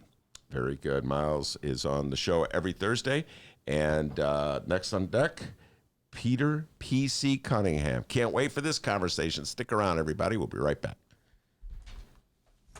The Ben Joravsky Show is supported by Northwestern University's part-time master's program in literature and liberal studies. Students learn from dynamic and diverse faculty as they build advanced skills for critical analysis, writing, and research. Evening classes are held on Northwestern's Evanston and Chicago campuses. The spring quarter application deadline is January 15th. Learn more at sps.northwestern.edu/masters.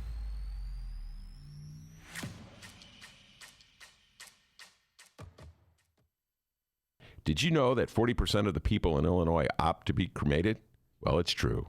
And Chicagoland Cremation Options honors their wishes by providing cremation services directly to the general public.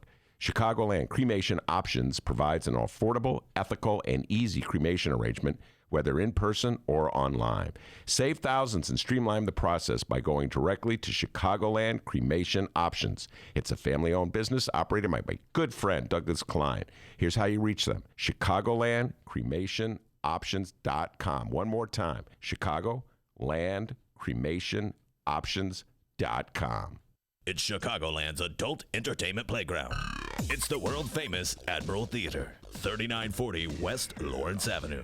The Admiral is homegrown from Chicago, and it's the most conveniently located club in all of the city. 15 minutes from the O'Hare Airport in downtown Chicago Loop. Voted Chicago's best strip club, the Admiral has showgirls galore and a variety of adult entertainment shows. The world-famous Admiral Theater, open every day from 7 p.m. to 6 a.m. 3940 West Lawrence Avenue. For events, showtime, and other information, visit AdmiralX.com. Must be 18 years of age or older to enter.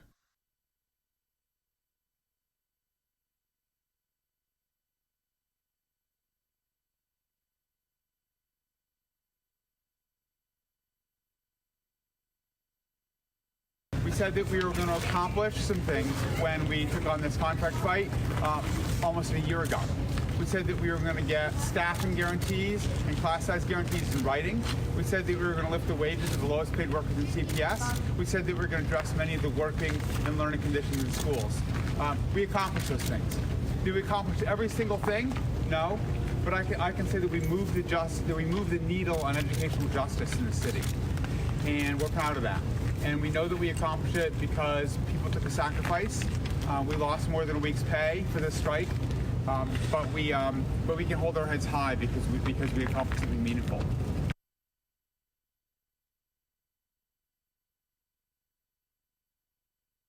All right, everybody. Hour number 2 of your Ben Joravsky Show for Thursday, November 7th is moments away. Oh, we got some people weighing in on the YouTube live stream chat. Ben, earlier you said just a few minutes ago, Bob Dylan said he sounded like a croaking toad. Yeah, I could see what's coming. Yeah, yeah. Really, it's funny because on the live stream chat, someone 20 minutes ago heard you singing and said the same exact thing about you, croaking toad. Yeah. Well, I have to concede that as bad as Bob Dylan is as a singer, he's way better than I am. Oh, yeah. So conceding there on the Ben Oh my Joravsky God, Show. Bob Dylan can at least sort of carry a tune.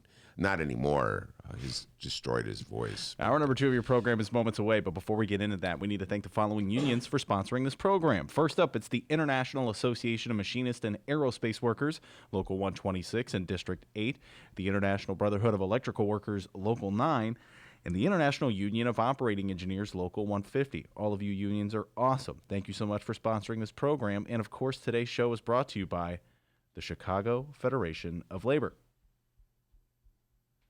Hour number 2. Let's go.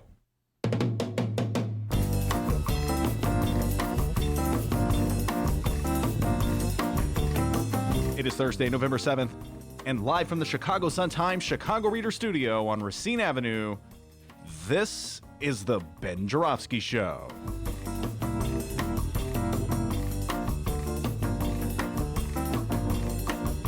In this hour of the program, Benny J takes the deep dive, goes one-on-one with political consultant, around here we call him PC, Peter Cunningham.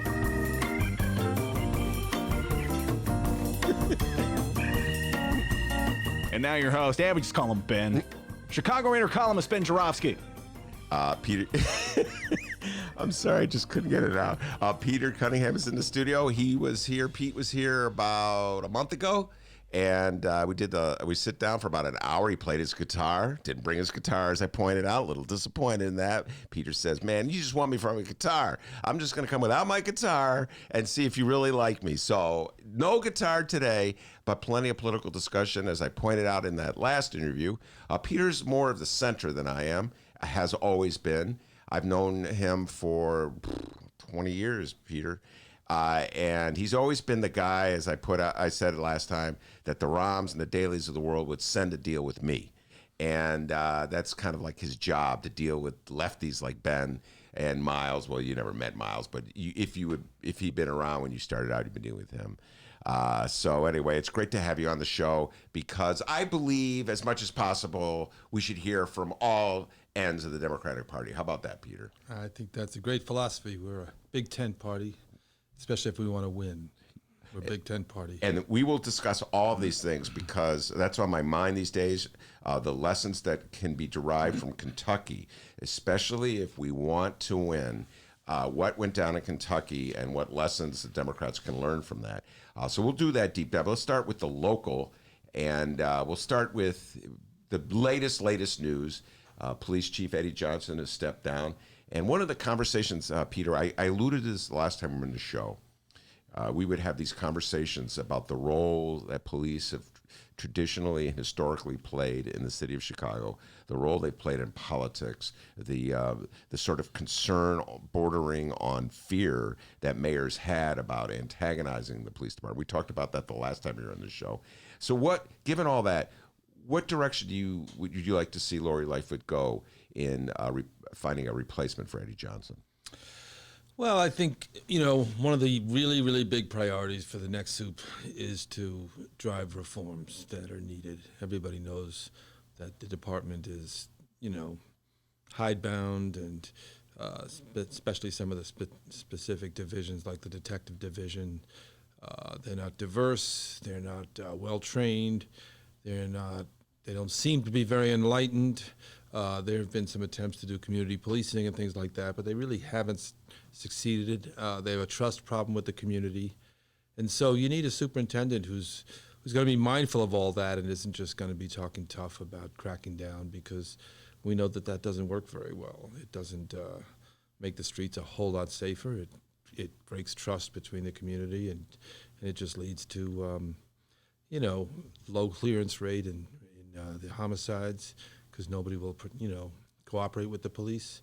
So we have some really, really deep-rooted problems, and I know the mayor, was elected in part on her commitment to do something about that. So it's a really complicated choice, and in some sense, you have a choice.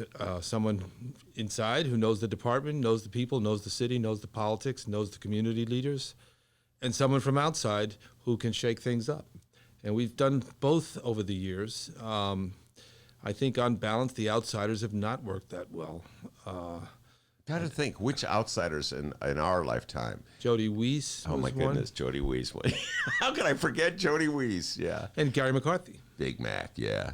So you had two outsiders. Well, let me just say, before we completely throw Big Mac under the bus, he was a very popular choice in that first 6 months, politically speaking. Mm-hmm. If you recall, I don't know if you were in Chicago or if you were in Washington with this, but Mayor Rahm, in his infinite wisdom, decided it would be a good idea to bring the G8 summit to Chicago. And there were protests in the streets of Chicago. It was like a lockdown situation. And Gary McCarthy, you remember, he stood behind the phalanx of big burly police officers on Roosevelt Road who were confronting demonstrators. And he was widely popular. I think he was more popular than Rahm was at that time. So when you say that it didn't work out, I think in early days of Gary Big Mac McCarthy, it did work out. For a minute there, I guess it did. And I do know that episode was well received, and he was seen as the guy we needed at the time, and Rahm chose him. I was in Washington at the time, but I do know about that. But ultimately, his view was we're going to crack down. He had the same view when he was in Newark and in New York. He was seen as came out of the kind of the Giuliani era of New York policing. Eventually went over to Newark, where he ended up in a consent decree over there. So, on balance, you look back, and it ultimately ended with the Laquan episode, and say, okay, was he the right guy for the job at the time? I don't think so. And as I look at it now, in many ways, I thought Johnson was a great choice, because he kind of just settled things down after that and got everybody to say, okay, let's remember we're all Chicagoans, we're all here, and we got to work together. And I think he's maintained that spirit. Now, again, is he a reform guy, a guy who's been on the inside for 30 years, a guy who, frankly, was at the table for probably too many meetings he shouldn't have been at, from what I hear. But I think he's a good guy, and he served the city well. And but now Lori has a big, Mayor Lightfoot, I should say. I'm sorry, Mayor Lightfoot has a big choice ahead of her. All right, now we've had this conversation in terms of test scores with the public schools, numbers, and the way they're used by politicians to make themselves look good. Let's flip it to the police. Over the last couple of years, the murder rate in the city is declining. The number of people shot is declining. The number of people murdered, killed is declining. Do you attribute that to something that Police Chief Eddie Johnson in particular has done? A couple of things. And I should say that I'm doing some work with some of the violence prevention groups here in Chicago right now, so I just thought I should disclose that. But they have brought some great new technology, and I think that started under McCarthy, so let's give credit where credit's due. They brought some great new technology, and sort of the CompStat type approach, which is really about looking at data very carefully, really looking at crime trends and trying to anticipate where the crime will be. And I think they've gotten a lot better at that. So that's one factor. I think the equally important one, and again, I'm working in this area right now, is that you're starting to, engage the community. You're starting to look at violence prevention programs. These are the things where you intervene with kids who are at risk, young men who are at risk. You have community elders. Some of them are ex-offenders or formerly incarcerated guys. You have some of those guys helping intervene when they hear about it. You're monitoring social media. You're keeping an eye on what's going on. And you're able to maybe prevent some shootings that otherwise might happen. And quite often they're driven by fairly petty stuff, little insults online, things like that. So I think they're probably all a factor. But the decline, as you know, there was a big spike in 2016, right after McCarthy stepped down, or was stepped down, and right after the Laquan video came out, and right after Mayor Manuel pointed out that they're all in fetal position and they're afraid to do their jobs. Did you buy that? And yeah, I think like everything, there's some truth to it. Is it 100% true? Was every cop in fetal position? I'm sure not. But were some of them? Were they anxious? Were they afraid to be the next headline? Unquestionably. But the notion of fetal position? Well, it's a metaphor. And I don't think they were all curled up in their bed. He was feeling very metaphorical that day. Yeah. But I mean, I think that. So the decline of so there was a huge spike that year. We got up to about 760, which, as you know, was not the all-time high. We were in the 900s during the 1990s. But we got to 760 killings. But go ahead. Yeah, we got up to 760 killings and something like almost 4,000 shootings. So now we're back to basically the pre-2016 level. So we're at 435, 440 murders. About 2,300 shootings. So we might close the year close to 500 homicides, maybe 470. So that's where we were for a decade before 2016. So I would say we're just sort of back to normal. And normal is terrible. Normal is, our murder rate is 6 times Los Angeles' murder rate. And it's, 3 times Los Angeles' murder rate and 6 times New York's rate. So we're not, the last thing we should be doing is sort of saying, hey, it's declining, so let's, relax. We still have a terrible, terrible gun violence problem in Chicago. Peter, what do you attribute that to? I've asked this question of so many people who've come onto this show, and Mick Dumke and I have had conversations into the late night on this. Why is Chicago's murder rate so much higher than New York and LA? Well, for one thing, they have been investing in violence prevention programs that the city is just starting to do now. So Mayor Manuel created an Office of Violence Prevention. And just so everybody understands, that's about that's not about police. That's about community groups and intervention organizations and,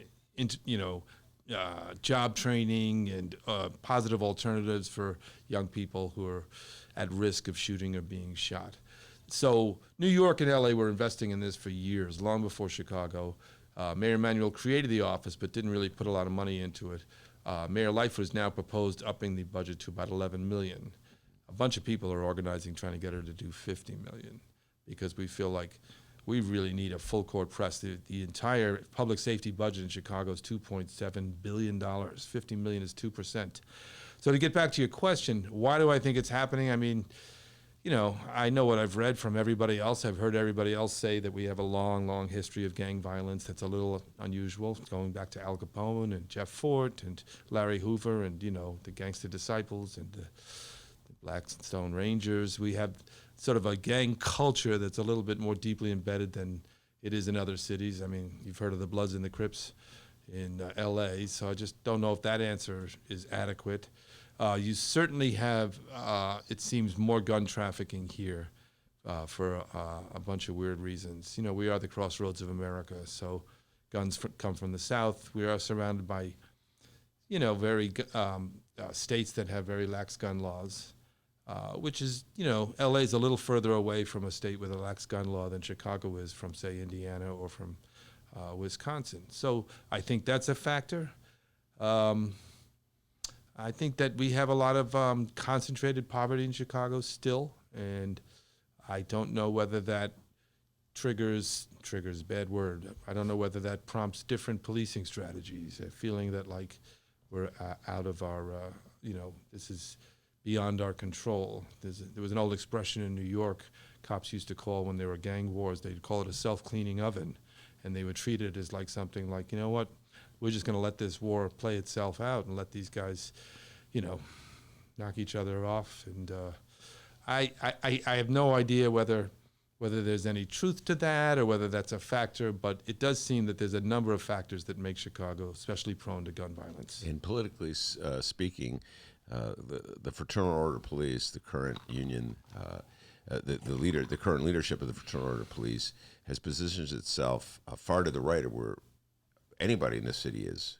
They're essentially Trump supporters. They gave a vote of no confidence to Eddie Johnson because he would not attend the Trump speech. Yeah. And I think the vast majority of Chicagoans, in contrast, were applauding Eddie Johnson for not attending that speech. So clearly, there's a gap between the rank and file, or at least their union leaders. Their union, which isn't always exactly aligned. Well, we'll get into that with the file. teachers, but Yes. But in terms with their leadership, they elected them. I mean, they are the chosen representatives of the police rank and file, and so how do you think that factors into all this? Well, I don't know. What is he saying? We should go back to unleash the police and let them do what they want to do. I don't know, what do we spend on police settlements in the last couple of years? $500 million or something like that. So I don't think that police even want that. I don't think they get up every day and say to themselves, I just want to go out and beat some heads. I don't think they especially like a system that holds them accountable for a certain quota or a number of arrests. I think that we should be rewarding them for declines in crime in their sectors. That's what we should be recognizing. Less crime, not number of arrests or how many guys you put in jail, but how much safer it feels to the community and how much safer it in fact is. And, there are a number of neighborhoods where they put that technology in there and where you have that combination of violence prevention programs, and you're seeing, better results there. When you say rewarding them, what do you mean by that? Well, I mean, start by recognizing it. And then I think to the extent that there's a promotional process in the police department that's not overly political or whatever, you start to recognize the guys who have built that relationship of trust with the community, the guys who have, boosted their clearance rate, not because they beat confessions out of people, but because they have cooperating witnesses. Guys who set that kind of a tone. That I'm looking to build relationships with the community. I'm looking to build trust with the community. And when I have something that happens in my community, I want to be able to find my allies and work with them to address it. The department ought to be organized to recognize that kind of behavior as opposed to tough guys, because, tough guy policing has a lot of downsides to it.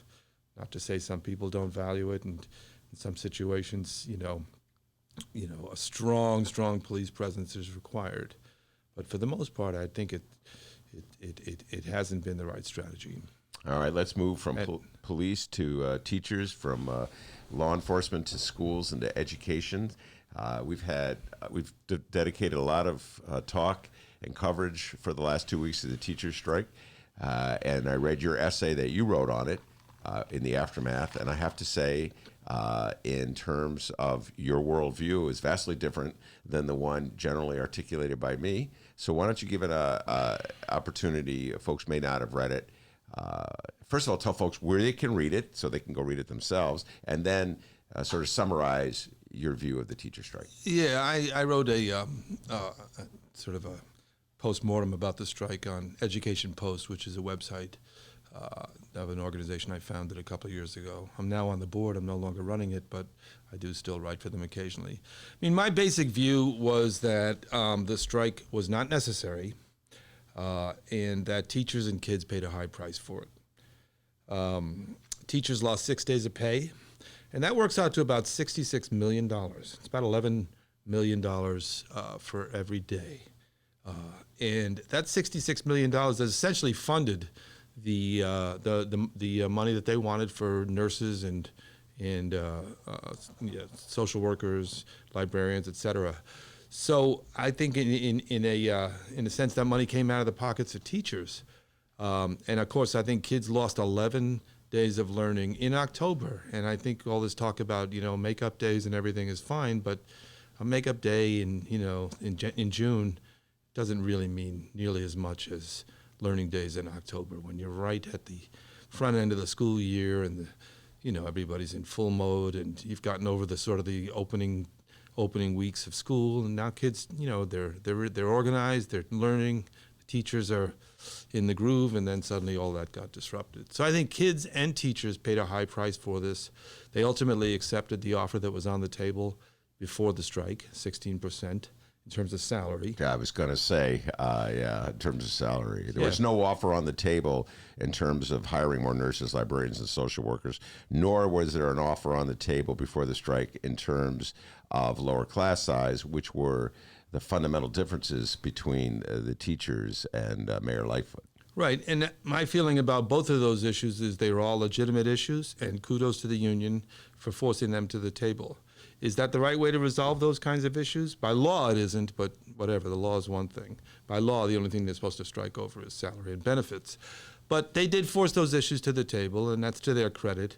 But how those issues are going to be resolved is a very, very open question. There's a couple of factors. One is that most of the overcrowding is in the black and Latino, is in the white and the Latino schools. And they're over-enrolled. And they don't have extra classroom space to, say, just start another third-grade class. You can do that in under-enrolled schools, many of which are in the African-American community. So it's going to be difficult for them to actually solve the class size issue. Having said that, there's going to be more money for teacher aides. There will be more money for more teachers if they have the classroom space and can work it out. So that's one issue. The issue on the nurses and social workers, librarians, there's one issue there is that apparently they have a challenge trying to fill those positions, people who are willing to take those jobs, especially in, really, socially challenged schools. But nevertheless, the money is there and it's available, and that's a good thing. One kind of dimension of this that's worth noting is that, if you're a principal, you're given a budget, and you said, use the money as best you can. And the CPS gives a lot of flexibility to principals to say, you think you need a social worker or maybe two, you should be able to do that. On the other hand, maybe you don't need one. Maybe you need one half-time, or maybe you don't. Or same thing with a nurse.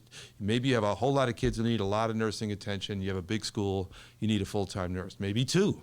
On the other hand, maybe you have a small school. Maybe it's a small school with not a lot of issues, and you're now going to be required to hire somebody that might not be busy all the time. So they took away a little flexibility for principals. So I don't know how that'll work out and whether that's a good thing or a bad thing, but no question about it. The strike forced CPS to come to the table and make some concessions on those issues, and I think that's a good thing. All right. Well, I'll tell you what.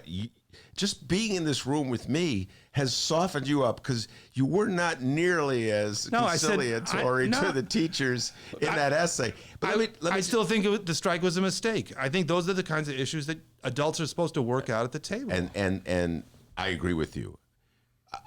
I agree with you so much. So you agree with me and I agree with you. What's going on here? Well, no, I don't know what's going on. Hold on. And here's the problem. Here's the problem.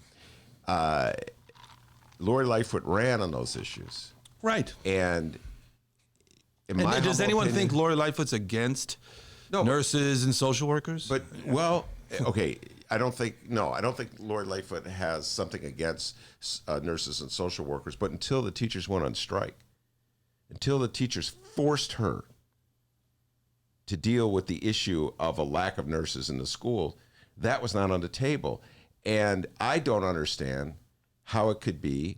It was in the budget. It just wasn't in to the extent they wanted. Well, now, Peter Cunningham knows more than anybody in the city of Chicago about the difference between contractually obligating a school system to hire somebody and putting positions in a budget. Putting positions in a budget is an age-old trick that budget managers, and Peter knows this even better than I do because he was on the inside. I'm trying to figure it out from the outside. What they do is they put positions in a budget, draw the salary so they can go pay for something else, and they never hire it. How did you become so cynical after all these years in journalism? I thought you were an idealist. I am an idealist. I just see the world as it really is. Trying to figure that out myself. I see the world as it is and try to change it. So anyway, until the teachers went on strike, the city powers, Lori Lightfoot and the Board of Education and the larger civic and corporate community was not championing the issue of nurses in schools and librarians in schools and lower class size. It took teachers to go on strike. And your last point is a very good one that even I hadn't thought of. Now I'm going to have to give you credit for it. Not only did the teachers force the mayor and her allies to deal with issues that they were ignoring, but they paid for it. You talk about generosity. The Sun-Times and the Tribune's editorial boards were writing, shut up and take the money, and the teachers went on strike anyway for an issue that was not their paycheck. They ended up underwriting it. I'm waiting for that Tribune or Sun-Times editorial to thank the teachers of the city of Chicago for, one, forcing Lori Lightfoot to do the right thing. I give her credit for doing the right thing. It took a little forcing. And two, for subsidizing it. Well, if they didn't go on strike, they wouldn't be subsidizing it. But would they have gotten it? That's your question. They wouldn't have gotten it. You don't think they would have gotten progress on that issue? No, absolutely. They weren't even on the table. See, I feel differently. Let me ask you this, Peter. In your position in politics, and you've watched politics in the city of Chicago going back to the 90s, under Daley, under Rahm, have you ever seen a mayor make a concession that he wasn't forced to make? In a bargaining agreement that didn't require a strike, you mean? In anything. If a mayor, when did a mayor ever say, you know what, Pete, I'm going to call you out. I want you to write this speech. Nobody's putting any pressure on me to spend money that I could spend on X, Y, Z, on poor kids, but I'm going to do it anyway because I think it's the right thing to do. And good golly, I just feel like doing the right thing. I mean, we had 25 years of labor peace, 22 of them when Daley was the mayor. He made loads of concessions about salaries and everything. For the most part, he gave generous salaries. Almost every single year, he raised taxes to the cap for the schools. So, you know, I just think that there was an attitude then that, like, okay, let's work this out. Let's figure out how to do this. Let's get it done. And all of these issues, despite what's in the contract, despite what's in the budget, despite what is written down, despite what has been reported in the paper, all of these issues are still going to require people to sit down together and say, listen, how can we do this? Mm-hmm. Okay, we can't find enough psychologists to put one in every school. So how do we work this out? So for this year, can we have a couple of rovings? They're just going to have to do that. Mm-hmm. And that's the way it should be. And one of the points I made in my piece was, so we have lots of challenges in the Chicago public school system. We have under-enrollment. We have accountability systems that are complicated. And were subject of a big fight. They were an issue during the negotiations, although SQRP, which is the name of the accountability system, still is in force. All of these issues have to be worked out. They still have to be worked out that way. But are we going to have 5 years of every interaction between CTU and CPS or between CTU and the mayor is an accusation or a grievance? Is that like the only form of conversation we're capable of? Accusation or grievance? Because if it is, that's not good for anybody. Well, it's a two-way street. And when have you heard Mayor Lightfoot or Janice Jackson say anything like that sounds like a grievance or an accusation? I mean, they've been absolutely respectful. They keep on they were offering olive branches. That's not true. To the union throughout the negotiations. They offered the teachers. Here's the way it went down. They offered the teachers a raise. The teachers said, we want to deal with these non-salary issues. They said they weren't going to deal with them. The teachers went on strike, and they suddenly dealt with them. In the midst of the strike, Lori Lightfoot said, I'm not going to bail out the public schools of Chicago, which I would think is a very revealing comment. It's one that's rhetoric that would come right out of Bruce Rauner's playbook, not the Democratic liberal or lefty or whatever she is, progressive mayor of the city of Chicago. Very disappointed with that. But she is. That is what she is. She's a progressive mayor. But you asked, and I'm just pointing out some evidence that she's human. The Chicago Teachers Union, and I've criticized them for this, went in way too hard for Tony Preckwinkle in the mayoral runoff. They didn't endorse your candidate either, Bill Daley. And I just had to slip that in there. And so I do believe their rhetoric was over the top. But Lori Lightfoot is a grown woman, And, okay, how long? Do you stay mad at somebody? Maybe, okay, you let a week go by, Peter Cunningham? Where's the Peter Cunninghams in the world telling Lori Lightfoot, call Stacey Davis Gates. Go have coffee with Stacey Davis Gates. Break bread. You were always that guy. Why didn't they do that right after the election? Okay, they endorsed Toni Preckwinkle. She lost big time. So why didn't they then call over and say, hey, we'd like to sit down and meet? The way they tell the story, they tried to, and they were rejected. Really? Yeah, that's how they tell the story. Yeah. I do know one thing, that Lori Lightfoot never made any kind of overture on her own. And there was never any attempt. You talk about grown-ups in a room. You're absolutely correct. I agree 100% with you. So where were the grown-ups in the room? And let's say Lori got elected in April, in May, to sit down and say, what are your issues, Jesse Sharkey and Stacey Davis Gates? Well, we care about having Lori librarians. Well, that's an interesting issue. I campaigned on that. We have something in common. Here's my good friend Peter Cunningham. Maybe he can work a deal. And my understanding is that they put some of that money in the budget. It wasn't enough to please them, but it's not as if Janice Jackson wasn't talking about the issue during the budget round in May and June, right? It just wasn't enough for them. No, but now what you're doing is a very clever rhetorical move here. You're not directly answering the question I asked you, which is, you said, where are the grown-ups in the room? And so what you're describing is a situation where the mayor's educational appointees, instead of meeting with the head of the teachers union. You're saying that the mayor's educational appointees refused to meet with the union all summer? Absolutely. No, I believe that is not true. I believe no. I'm saying that Lori Lightfoot herself did not make a positive step. How do you know what happened? I mean, how do you know she didn't?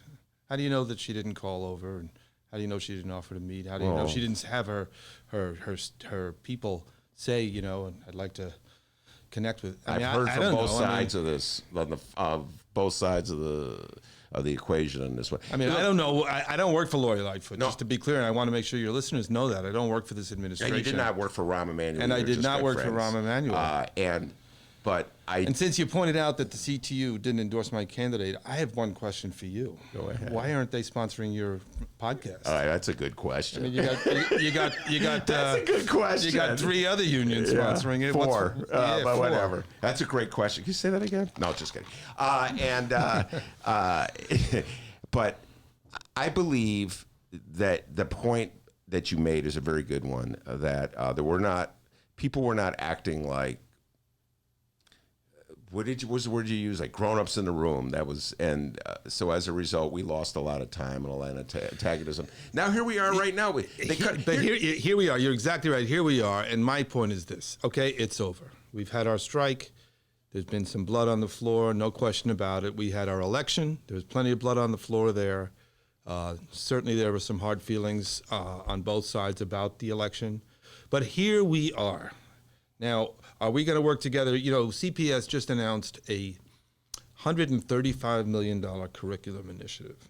And the purpose of this is to help teachers, to reduce the burden on teachers who spend Saturdays and Sundays and evenings online trying to prepare lesson material, lesson plans. And the idea is, how do we help them? How do we create curriculum and create lesson plans so that teachers don't have to do that? That's a great initiative. It's only going to work if they're actually sitting together and working together on it and not pointing fingers and not grieving each other and, just working together. How do we look at the under-enrollment issue? I mean, the student population is down to 360 and is projected to keep going down. Everybody knows how painful it was for all those school closings in 2013, but what are we going to do about the fact that the student population keeps on declining? We can either demagogue the issue or we can work together on it. What are we going to do about accountability? What are we going to do about, all kinds of issues, discipline, student discipline? How do we do that together? That's a valid point. And of course, I don't want to be a demagogue, but part of the reason why population is falling is that the cities become more expensive. So I'm sure you totally agree with me that we should stop subsidizing massive upscale developments like Lincoln Yards and the 78. Is that what's causing the city Well, to be it's so expensive? Partly, it drives up the cost of housing in the city, and it drives up it definitely drives up property taxes. Every time you create a TIF district in a gentrifying area, you're preventing the Board of Education from taxing the growth in that area. You know this as well. I taught you TIFs. Well, the theory is that it generates growth that otherwise might not be there, as you know. Yeah, that's the theory. We could have the TIF debate forever. But just so the point is, just so we understand the impact it directly has on a property taxpayer, the extra money that would flow to the Board of Education from a TIF district would not happen for 23 years. So for 23 years, the Board of Education is unable to tax the new property, capture the growth, capture the growth, and as a result, they have to raise their property taxes throughout the city of Chicago. So it's a tax hike. So it makes the city more costly. Your property taxes, where you live, in wherever through you the live, roof are through the roof, in part because of the TIFs. You're welcome. You're welcome for me. And in part because of these wonderful contracts that we've all agreed on. So they're all part of the issue, right? All part of the issue. They're all part of, the cost of running government goes up. I support more taxes. I'm 100% in support of it. Wow. Just to know.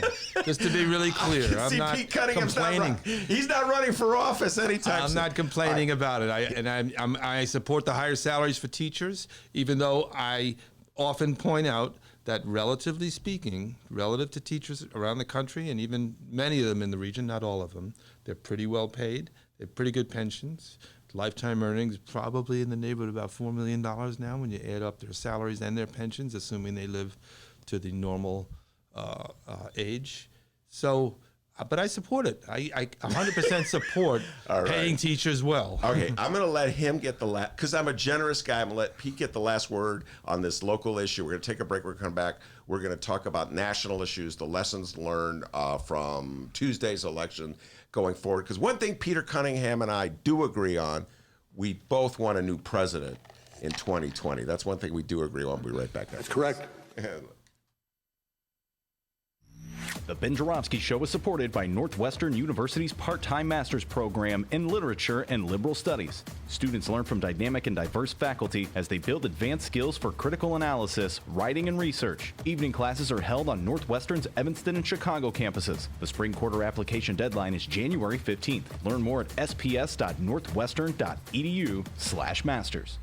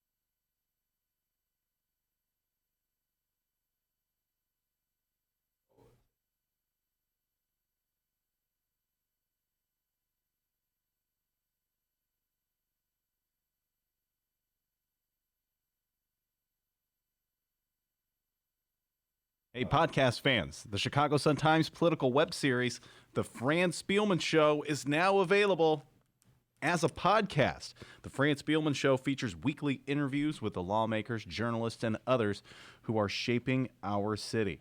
I don't know if you knew this about Fran or not, but Fran holds nothing back. She goes deep into City Hall to bring you the real scoop on Chicago politics, and right now you can listen to her show on all of your favorite podcast apps.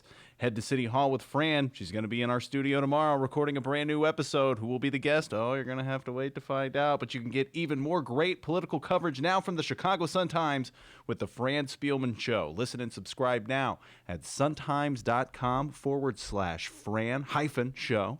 One more time, that's suntimes.com/Fran-show.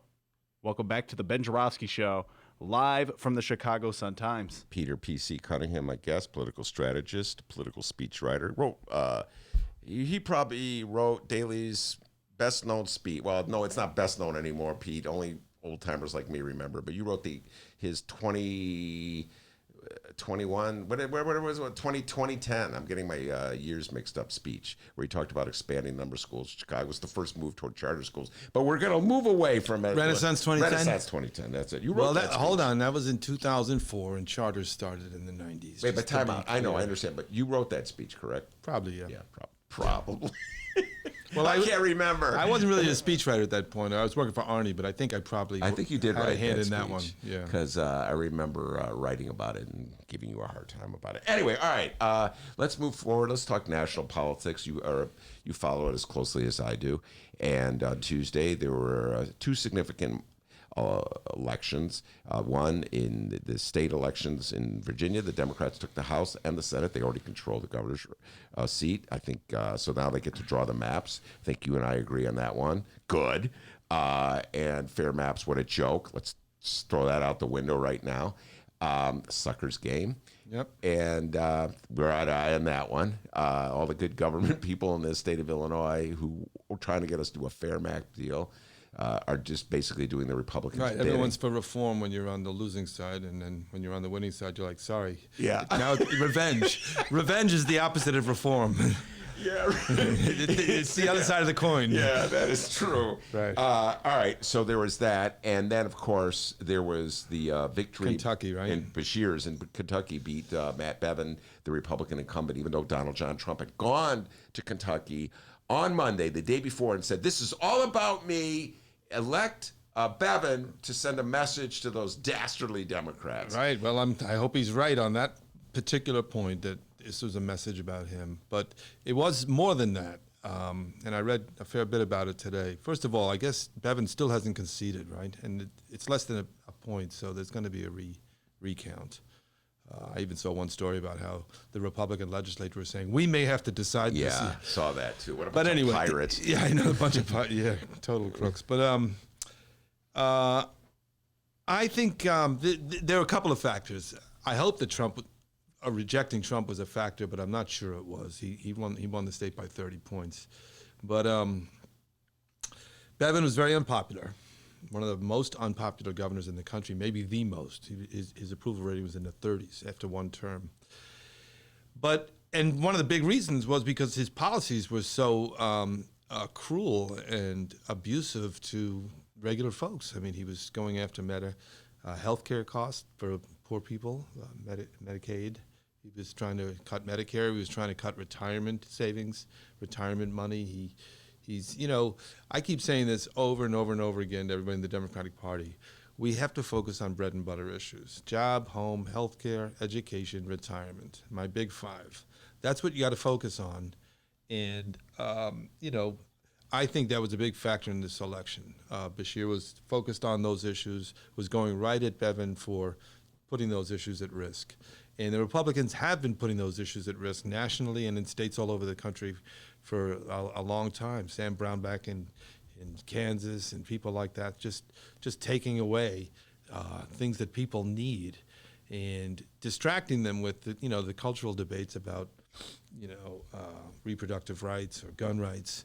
That's a big distraction while they're simultaneously cutting taxes to an unhealthy amount, literally starving government, and taking away the basic safety net that people rely on. And in places like Kentucky, there's a lot of people who rely on that. Wait, where were the five? Job, home, health care, education, retirement. What do you mean by home? I mean quality, affordable housing. Housing, is what I mean. I'm just trying to keep the words simple, but, affordable housing, health care, and education. All three of those are now becoming about affordability. Well, when you all right, so when you take into consideration the fact that Matt Bevin, the incumbent governor, Republican in Kentucky, was so unpopular, does that detract from the Democratic victory? In other words, are there lessons that you can draw from Kentucky that could be applied to November, or do you just look at it and say Bevin, it was just a one-shot deal. Bevin's unpopular. There's really nothing we can do in states like Kentucky or in areas like Kentucky and Michigan or Wisconsin, etc. I would not say that. I think Tony Evers up in Wisconsin brought that back into the Democratic camp by focusing on bread and butter issues. I think Alexandria Ocasio-Cortez got elected on bread and butter issues. She was talking about health care and jobs. I think that every time we forget about this and think it's about something else, we lose. And so I hope that that's the lesson everybody takes from it, that we can win anywhere if we really rebrand ourselves, not as the party that's trying to be everything to everybody, all things to all people, but as the party that's really, really focused on the little guy, on the American dream, on the middle class promise, on making the basics, possible for everybody. It doesn't mean we can't try and tackle climate change, which I think in many ways is an economic issue and a healthcare issue as much as, it's not just some liberal issue. It's actually going to affect our lives. It's going to affect our jobs. It's going to affect everything, and our health, of course. But I think that we have to remember that that's what most people are thinking about every day. How do they live? How do they afford health care? Do they have enough money to retire? Does their job pay enough? So to me, I'm really, really focused on income inequality. I think that's obviously a huge issue for Democrats. And if we can, connect with voters on that, and it's more than just minimum wage, it's equal pay for women, it's equal pay for people of color, it's equal pay for, LGBTQ folks. It's all these issues. Economic issues are almost always the number one issue. Yeah, and they work the best for Democrats. Now let's go back. They work the best for Democrats. When you talk about health care, how far, in your humble opinion, should the Democrats go on this issue? Elizabeth Warren has just come out with her Medicare for All plan. Bernie had already had his. Then you had the Amy Klobuchar's, the primary, and the Pete Buttigieg is saying, let's not go too far. Public option, yeah. Yeah, we're going to hurt ourselves politically by going too far. So what's your stance on this? Oh, I'm for public option as a path to more and more people getting onto, getting us closer and closer to a single payer system. I think that it's just practically speaking and politically speaking impossible to tell everybody you're losing your private health care and we're all going on government health care quickly. Tomorrow. I just don't think it's practical. I don't think it's politically smart. But I think that a public option is a great solution. And, I kind of feel there's a little falseness going on with the debate on two fronts. One is that if President Elizabeth Warren was presented with a good public option bill, she'd sign it. And if Pete Buttigieg was presented with Medicare for All, passed by Congress, he'd sign that too. So they're all saying what they'd prefer, but the truth is they want the same thing. They want more people to get health care, and they want to lower costs. That's the piece that I think is less clear from anybody. Like, no one quite knows how to get rid of it. If you did Medicare for All, you'd theoretically have a smaller bureaucracy because everything would be covered, or pretty much everything would be covered. So you wouldn't have all these forms and all these people working for doctors who are saying this insurance plan covers it, but that one doesn't. There's a ton of, the two big cost factors in healthcare, as I've read, are bureaucracy, administrative costs, and drug prices. And I don't know whether I think Medicare for All or I think, a bigger government role in controlling drug prices is needed. I don't quite fully know how it works. Maybe we negotiate prices, things that I guess Canada does that we don't do. But not an issue I'm an expert on by any means. But I'm for, right now in 2019-20, I'm for the public option. And my hope and expectation is that more and more people will migrate to it, and we'll get to, something closer to a single payer system over time. Peter, how do you have your health insurance? I have it through an employer. And that started 5 days ago. Up until then, I had it through COBRA. Before that, I had it through Education Post, an employer. Talk about COBRA, having it as COBRA.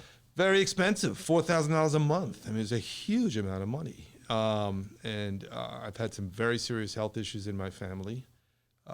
And we had some very expensive treatments. I won't go into details, but it was a ridiculous amount of money. So costs are the big issue. And before I forget, I want to get back to one other point. Senator Warren is taking a lot of heat over the cost of her plan, $20 trillion. So right now, Americans are spending $3.5 to $4 trillion a year on healthcare. The total bill. Some of it comes from co-pays, some of it comes from employers, some of it comes in Medicaid, Medicare, so that comes from taxes. Some of it comes maybe from other places, I don't know where. We are already spending $3.5 to $4 trillion. Multiply it by 10 over a decade, that's $35 to $40 trillion. People are yelling about Elizabeth Warren's plan is going to cost $20 trillion. I don't know. That's what we're spending anyway. No, it's so, the private insurers are already spending $1 trillion a year to insure people. So they're just going to pay that in taxes instead of that. So I kind of feel it's a disingenuous debate attacking her on her costs. We're going to, give health care to just as many people, maybe even more if we had Medicare for all. Well, that disingenuous, yes, indeed. And that's generally how the discussion goes down when it comes to healthcare, because you have to attack it in such a way that distracts from the central problem, which is that many people can't afford health care. That you have your position, you left a job, so because you had your health care with your job, so that you have to pay for it. Yeah. So that's utterly insane. I was consulting for about a year, but freelance consulting. Yeah. So I was paying for my own health care. It was a ridiculous amount of money. Yeah, $4,000 a month is a ridiculous amount of money. Yeah. So I'm with you. I remember when Obamacare passed, my friends on the left who were for single payer said, "This is an evolution. You watch. This movement is not going to satisfy the need that we have in this country. This is the first phase." And your good friend Rahm Manuel made that point in The Atlantic when he just reminded people that, and I can't remember all the details, but the government got into the healthcare business in the 30s, got its toe in the water. Mm-hmm. Then in the 60s, Medicaid, Medicare came along. Then in the 70s or 80s, CHIP, Children's Health Insurance Program, came along. Mm-hmm. And then in the 2000s, with Obama, we had Obamacare. So it's like we've done it this way. So, it's been a step one at a time. Well, speaking of my good friend, Rahm Emanuel, he had... Take a chill pill, man. Oh, sorry, Rahm. He made some comments during the... I can't remember which debate it was. I've lost track of the debates, Peter, where he said that the Democratic Party should not focus on its base. It should reach out and try to get those swing voters to come over and vote for them, because the base will be fired up for Donald Trump. Because they hate Donald Trump. That was his analysis. We've been talking about that ever since, with various people coming into the studio, get their thoughts on that. When I look at Kentucky, two things. One, it was an unpopular Republican governor. But two, the teachers' unions that sort of get bashed here in the city of Chicago by many of my centrist friends, the teachers' unions of Kentucky went all out for Beshears. That was rallying the base at its base with good old-fashioned organizing, door knocking, and fundraising, et cetera, and so forth. It was both, and why do we have to choose? I mean, well, you need both. That's what my point is. Yeah. So, why do you have to choose? But I can tell you, if you talk to Sherry Bustos, Congresswoman in Western Illinois, runs the DCCC, mm-hmm. she wants the conversation to be about bread and butter issues. It's her job to protect those 40 seats that were flipped last year and in 2018, and she wants to focus on bread and butter issues. And if we don't, her view is we're going to lose the House. And if we lose the House, and obviously lose other things, or don't win the Senate, and God forbid reelect Donald Trump, we're really facing the nightmare scenario of all time. So her view is, please stay focused on the bread and butter issues and don't get too far out there on whether it's issues I fully support, whether social justice issues or sort of more what's called identity politics. Stay focused on the swing voters and the middle class and just the basics. I tend to think that these distinctions are a little exaggerated. Which ones? I mean, people who focus on the bread and butter issues doesn't mean those are just swing voters. Everybody has bread and butter bread and butter issues. issues would have fired up people, let's say in Milwaukee, when we talk about why did Hillary Clinton lose Wisconsin to Donald Trump? Yeah. And part of the reason was that there was such a low turnout in Milwaukee. And Detroit and Philadelphia. Well, that's okay. That gets into Michigan and Pennsylvania. Correct, yeah. yes. And so you need those bread and butter issues would fire up those voters as well, but you have to do it in such a way that make people think that it does apply to them, that they will be the beneficiaries of. So you take an issue like guns. So there's an awful lot of Democrats, me among them, who think we need much tougher gun control, right? Sherry Bustos would tell you, please don't come out to Western Illinois or Central Michigan or Western Pennsylvania and talk about those issues, because that issue alone will prevent them from hearing you on the bread and butter issues. So those are the kind of challenges we have. You know? All right. And the last time we were in the show, I asked you which candidate you were leaning to. And I think you said 3. Am I right? Did he say 3? I think, let me see if I can do this from memory. It was Warren, Biden, and Buttigieg. Am I right about that? Maybe. Where are you at now? I have, and I, like you, I heard you talking about how you got a soft spot for Joe Biden. I do too. But I don't know why. Before we started the show, I talked about how I really, really felt like, he's not going to represent change for a lot of people, and he's been around an awful long time, and people almost always look for something that looks and feels different. I have a hard time imagining how he'll do that. I'm super impressed by Elizabeth Warren's campaign, and if she's the candidate, I'll give her everything I have to support her. I think Pete Buttigieg's politics. First of all, I think he's a gifted politician. He's really articulate. He does his homework. He knows his issues. So I'm excited by both of those campaigns. I would not say I'm a Bernie guy. There's a big surprise. Yeah, and it's not that I don't like him or anything. I actually thought that he pulled the conversation in 2016 to the left, and that was a good thing. Mm-hmm. But I just never saw him as electable, and electability is important. And I still don't. I still think he can easily be caricatured as someone who's out of touch with the vast majority of America. Well, to quote your Mayor Pete, back to you, they're going to do that to all of them. They are. And so it really doesn't matter. You might as well be the real deal. I know, but it doesn't resonate. It doesn't resonate when you're talking about Biden, for example. It doesn't resonate when you're talking about Buttigieg. Well, I would make the argument that the fact that they would go hard at him for being exactly what he is would resonate with people who do care about bread and butter issues, because he is all about bread and butter issues. He is. He is championing everything you've named, everything you mentioned, healthcare. Yep. Inequality, inequities, job inequality. programs. Yeah. Yep. That's Bernie. You know what I mean? So you could argue that if it's a phony assault, if you try to make Pete Buttigieg into Che Guevara, okay, then that just shows you're a bunch of frauds. But if it's like Bernie would be like, yeah, that's me. Yeah, no, I mean, to his credit, he's as honest as can be about what he stands for and who he is. He's not pretending to be anything other than who he is. I saw a great quote from Kurt Vonnegut. Be careful who you pretend to be, because that's who you are. Whoa, man. That's Kurt Vonnegut.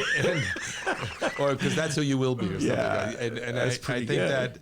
that, both Bernie Sanders and Elizabeth Warren are, I think, very authentic to themselves. I don't think they're making it up. And that's not true of a lot of candidates who, 1 minute want to sound like they're tough on crime, then the next minute they want to sound like they're, all about restorative justice and, criminal justice reform. And then the minute after that, they, they're sort of, Wall Street Democrats, and then they turn around and they're sort of, raise the minimum wage Democrats. And I just think people sometimes try on a lot of different costumes in the middle of these campaigns. All right, I think that's as good a place as ever to cut it off, because that's as close as Peter Cunningham will ever come to giving a shout out to Bernie Sanders. I think the next time Peter comes in here, he's going to be wearing a Bernie Sanders T-shirt. If he's the nominee, I'll vote for him. I'll even give him some money. I'll say that. You know me. I'll vote for anybody over this guy. Would you go knock on doors in Michigan and Wisconsin for Bernie Sanders? Absolutely. If he's the nominee. But you're asking me who I support in the primary, and he's not my first choice. Right.